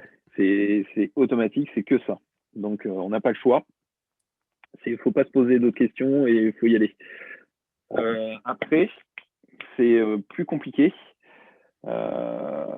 Tu vois, WooCommerce, Shopify, Mmh. hmm, c'est c'est compliqué de dire du mal. Hein. Non, mais euh, Restons factuels. ce qui me dérange avec Shopify, c'est que vous avez une base intéressante qui vous demande peu d'investissement, mais dès que vous allez grossir, ça va vous coûter les yeux de la tête. Et vous allez être de toute façon limité. Mais Ça me fait penser à un ça fait truc le job au départ si vous avez. C'est une belle présentation ça marketing, me c'est fait penser à un intéressant. truc que j'avais même pas mis dans le radar, je sais même pas si ça existe encore. Oxatis, ça existe encore ça? Ouais, Ouais. Bon, c'était un peu le même principe. À un moment, tu pouvais démarrer tranquille avec ça, puis après, ça te coûtait un peu les yeux de la tête, quoi. je crois. Non, tu me poses une colle, je dis ouais, mais je suis pas Alors, sûr. je sais Tu vois? qu'ils ont été un peu en redressement il y a quelques temps, mais je pense qu'ils ont dû Ouais, être c'est ça. repris. Donc, ouais. Mm. Ouais, donc Mais Shopify, tu vois, Shopify, ce qui ouais. me dérange, surtout, c'est l'image de marque, dans le sens où 99% des pubs Mm. Facebook qui te survendent des produits qui sont des arnaques Mm. sont sur Shopify. Et tu peux aller chercher aussi sur YouTube, tu as plein de gens qui t'expliquent comment faire de la thune avec Shopify en 2 temps, 3 Mm. mouvements. Tu Mm. importes un produit AliExpress qui te coûte 10 Mm. centimes, tu le vends 70 euros, tu indiques que tu fais Et 50% de là, réduction, et est-ce que voilà. tu crois qu'on fait entre guillemets un peu un délit de faciès en faisant ça, ou c'est vraiment encore vrai aujourd'hui? Tu vois, je me pose moi-même la question, parce que moi, Je n'ai que ça j'ai sur mon Facebook. exactement les mêmes remarques que toi, hein. Il faut que je sois honnête et transparent. De la même manière quand moi des clients m'en parlent, je leur dis ce que tu viens de me dire. Mais à un moment, je me suis demandé si j'étais à jour, quoi, si c'était encore le cas. Mais non, alors, ça, c'est c'est informer les gens pour savoir où ils vont. Mmh. C'est-à-dire que voilà l'image de Shopify pour des L'image, ouais. développeurs, Mmh. pour des gens. Mmh. Voilà ce qu'on nous on voit, ce qu'on sait. Et, Mmh. et c'est une grosse machine américaine. Ils sont là pour écraser le marché. Ils le font très bien. Ils sont très bons. Il n'y a rien à dire. Comme eBay quand ils sont arrivés en France et qu'ils ont piqué mon bureau, ils sont très bons, ils sont efficaces. C'est pas un problème. Mais euh, c'est une solution envisageable, je pense, réellement, pour démarrer son activité si on n'a vraiment aucun fonds, si on n'a pas de TPE, Mmh. si vous avez déjà un commerce physique, Mmh. vous avez déjà un TPE, vous Mmh. avez déjà tout ça, tu as déjà toute la partie logistique, tu as déjà tout. Mmh. Euh, c'est se transposer en ligne, c'est juste mettre du virtuel dans le réel. Donc c'est faisable. Mais Shopify, je pense que vous allez avoir du mal à synchroniser avec votre caisse enregistreuse. Je pense que Mmh. il y aura des trucs comme ça qui ne seront pas faciles. Et, euh, et trouver un expert, c'est peut-être pas facile dessus. Mais peut-être que Ouais, tout est c'est pas possible. faux. Hein, C'est pas mais faux ce pour que tu dis, ouais. débuter, Mmh. si vous voulez débuter purement en ligne, Ouais, sans boutique en physique, mode do it yourself, ouais, pourquoi pas, quoi. pure player, Mmh. Ouais. moi franchement, je pense que Shopify, c'est une bonne entrée. Mais Mmh. sachez que si vous grossissez, vous allez basculer sur un PrestaShop derrière. Mmh. Non, mais parce qu'un jour ou l'autre, vous allez vouloir aller plus loin, Mmh. toujours plus loin. Et là, à coût de 30 euros par mois en plus dans l'abonnement, ça Mmh. pique. Mmh. Donc, la gestion des taxes à l'international, la gestion des transporteurs, la gestion des factures, la gestion de tout ça. Il y a plein de trucs en option et ça peut être un problème. Et WooCommerce a un peu le même défaut. En plus de devoir le gérer soi-même et de le sécuriser soi-même, Mmh. ce qui est une vraie gageure quand même sur Ouais. WordPress, parce que WordPress n'est pas le truc le plus troué de la Terre. WordPress est le truc le Le plus plus utilisé de utilisé. la Terre. Exactement. Donc, Donc forcément le tous plus les troué. enfants de 12 ans qui C'est s'essayent au ça. hacking s'essayent sur du WordPress. C'est exactement ça. Vous le voyez peut-être pas vous en tant que commerçant ou e-commerçant, mais tous les jours, vous avez 500 à Mmh. 600 appels vers votre site pour essayer de trouver un fichier WordPress, Mmh. que Mmh. WordPress. Mmh. Nous, qui suivons un peu les statistiques de nos clients, on le voit très bien, on le sait. Donc, faut pas s'étonner. Donc voilà. Mais WordPress, si on le sait manier, si on sait l'entretenir et si on sait le sécuriser, c'est très bien. WooCommerce, ça, c'est les avantages. Parce que si vous avez un commerce qui a besoin d'énormément de communication et proposer quelques outils pour vendre, Mmh. c'est très bien. Mmh. Je trouve que c'est adapté. Mais si votre but, c'est de vendre et la communication, ça, c'est la partie de communication de l'entreprise, il faut séparer les deux. Et je pense qu'un PrestaShop, pour vendre, c'est quand même 100 fois mieux. C'est pas mal. Mmh. C'est plus de légèreté. Et surtout, moi, ce que j'ai découvert avec aussi une reprise, retravailler sur la 1.7, sur la 1.6 uniquement et sur le développement du Brexit, c'est ces fonctionnalités qui permettent à n'importe quel commerçant du monde entier Mmh. d'importer toutes les données légales de n'importe quel pays. Tu veux la Mmh. devise anglaise, tu choisis Royaume-Uni, tu coches devise, tu appuies sur importer, pouf, la devise elle est en place. Tu veux les taxes du Royaume-Uni, tu Ouais. coches taxes, pouf, c'est en place. Tu veux Et savoir je comment ils font je les me rappelle, mesures et ouais, tout même, ça, tu vois pouf. la partie, les parties des TVA virtuelles dont on parlait, enfin Ouais, pas virtuelles, mais pour les produits virtuels dont on parlait la dernière fois, ça c'est pareil, c'est intégré, nativement dans mais ça l'outil c'est une et discussion. voilà. Moi j'ai développé toute la partie de cette TVA au moment de la bascule en 2017-2018. Je ne sais même plus quand est-ce qu'on a eu cette bascule, où, en fin de compte, j'explique, je vends des produits virtuels, Mmh. je dois encaisser la TVA du pays destinataire, parce que c'est considéré comme l'usage d'un service sur place, Mmh. donc sur place du destinataire. Et donc, quand c'est en zone euro, je dois encaisser la TVA du destinataire et reverser tous les trimestres, faire une déclaration et reverser tous les trimestres cette TVA-là par pays. Donc, en plus, j'ai développé moi un outil qui permet d'exporter Mmh. ma TVA que je dois déclarer par pays tous les trimestres. Mmh. Donc, tout ça, mais c'est gérable. Et PrestaShop le gère, Mmh. sans problème. Et derrière, PrestaShop, suite à toute l'analyse que j'avais faite, a développé l'importation automatique de l'intégralité des systèmes pour les produits virtuels, avec une différenciation. Et ça, c'est génial. Ils se sont adaptés tout de suite, très rapidement derrière. Donc, il y a une vraie force chez PrestaShop pour ce genre de choses. Et je pense que c'est le script open source actuellement que tu peux installer dans le monde entier et qui s'adaptera le plus à l'endroit où il est installé. Sans devoir configurer. Installer un OpenCart, installer un Magento, installer un WooCommerce aussi, Mmh. quand vous êtes français. Mmh. Vous verrez déjà, rien que pour avoir la version française de Mmh. l'outil, Mmh mh, mmh, mmh, mmh. pour avoir tout en kilogrammes, Mmh centimètres, mh. pour avoir tout avec les bonnes taxes, pour avoir. C'est du boulot de configuration. Ouais, ouais, Et ouais. Puis PrestaShop a aussi cette fonctionnalité d'être modulaire. d'avoir ne Et, serait-ce qu'un outil en français, hein, un front office en français à peu près traduit comme il faut, partout, on parlera pas de neuf et nouveau, hein, petite blague c'est de un petit bug PrestaShop, de version, ça. mais ça, on n'en parlera pas, mais c'est vrai que, bah, c'est vrai que moi, chaque fois que tu montes un WordPress, un WooCommerce, ça te parle un peu français, un peu anglais, c'est pas toujours agréable, quoi. Mmh. WordPress n'est pas multilingue. WordPress n'est Non, pas multilingue. C'est une WordPress n'est option. pas multilingue, c'est vrai, c'est vrai. Joomla n'est pas multilingue. C'est une option. Mmh. Mmh. Et il y en a plein qui comme ça. Donc Mmh. PrestaShop est purement multilingue, Mmh. de base. C'est un des rares CMS. On oublie, hein, mais il y a les nouveaux maintenant, des CMS open source qui sont multilingues, mais comme Grave, comme des choses comme ça. Mais encore plus touchy parce que là, tu n'écris même plus avec du texte normal. Tu dois utiliser un format différent pour mettre en gras, pour mettre machin. Donc, c'est pas à la portée de tout le monde. OK. Mais voilà. Bon et ben, je crois qu'on a Lancez-vous, fait, surtout, lancez-vous. ouais, on a fait un grand tour de ces sujets autour de PrestaShop. On s'était demandé avant si on aurait besoin de venir faire un peu de censure après. Je pense que tout va bien. Non, On a non, on été a été sages. clean. On a Donc, été ça, sage. c'est un bon point. Ça va me faciliter la tâche. J'ai passé un très, très bon moment, Tanguy. C'était très chouette. J'ai eu l'impression de refaire un peu le monde par moment, donc c'était bien. Ça m'a fait plaisir. Ça nous rappelle l'époque où on était dans un bar, ou tu sais, à l'époque où Je sais pas, je me rappelle pas ce que c'est les bars. Moi, personnellement, j'ai oublié malheureusement, j'ai To- oublié ça. Topito a fait un très belle vidéo sur le musée du restaurant. D'accord, À faudra que je voir. cherche. OK. Ouais, ouais. OK, bon écoute, je sais pas si tu veux ajouter un petit mot de la fin, mais en tout cas, c'était très informatif et je pense que, voilà, ça devrait intéresser les gens et s'ils sont un petit peu courageux pour aller jusqu'au bout, ils vont apprendre pas mal de choses C'est ça. sur PrestaShop et son univers et comprendre comment tout ça se met en place, comment toutes ces choses se mettent en place les unes par rapport aux autres et vraiment très, très intéressant. Merci beaucoup. Et puis c'est vrai qu'on pourra, on en avait parlé ensemble, en préparation, peut-être essayer de faire une session à plusieurs où on parlera un petit peu à nouveau de cet écosystème et de la communauté. On essaiera d'inviter deux trois amis Oui, et peut-être l'occasion de parler de Friend of Presta, tiens, très c'est rapidement. ça.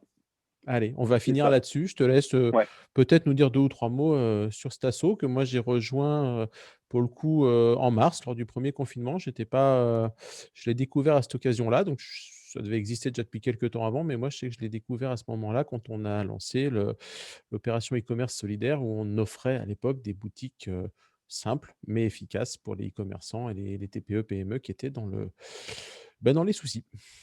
Tout à fait. Donc, Friends of Presta, c'est une association qui date, la création de l'association s'est fait pendant le premier confinement. D'accord, donc oui, Parce que le groupe la création, voilà, oui, de la sauce, existait, ouais. mais l'association n'existait pas encore. Exactement. Mais le groupe a été créé et l'idée, le concept a été créé par un ancien PrestaShop, Michael Andrieux, Ok, qui a créé ce groupe-là au moment où il était encore chez PrestaShop, ok. qui lui a posé certains soucis d'ailleurs de mémoire. Mais c'est un groupe qui rassemble donc une association qui rassemble des.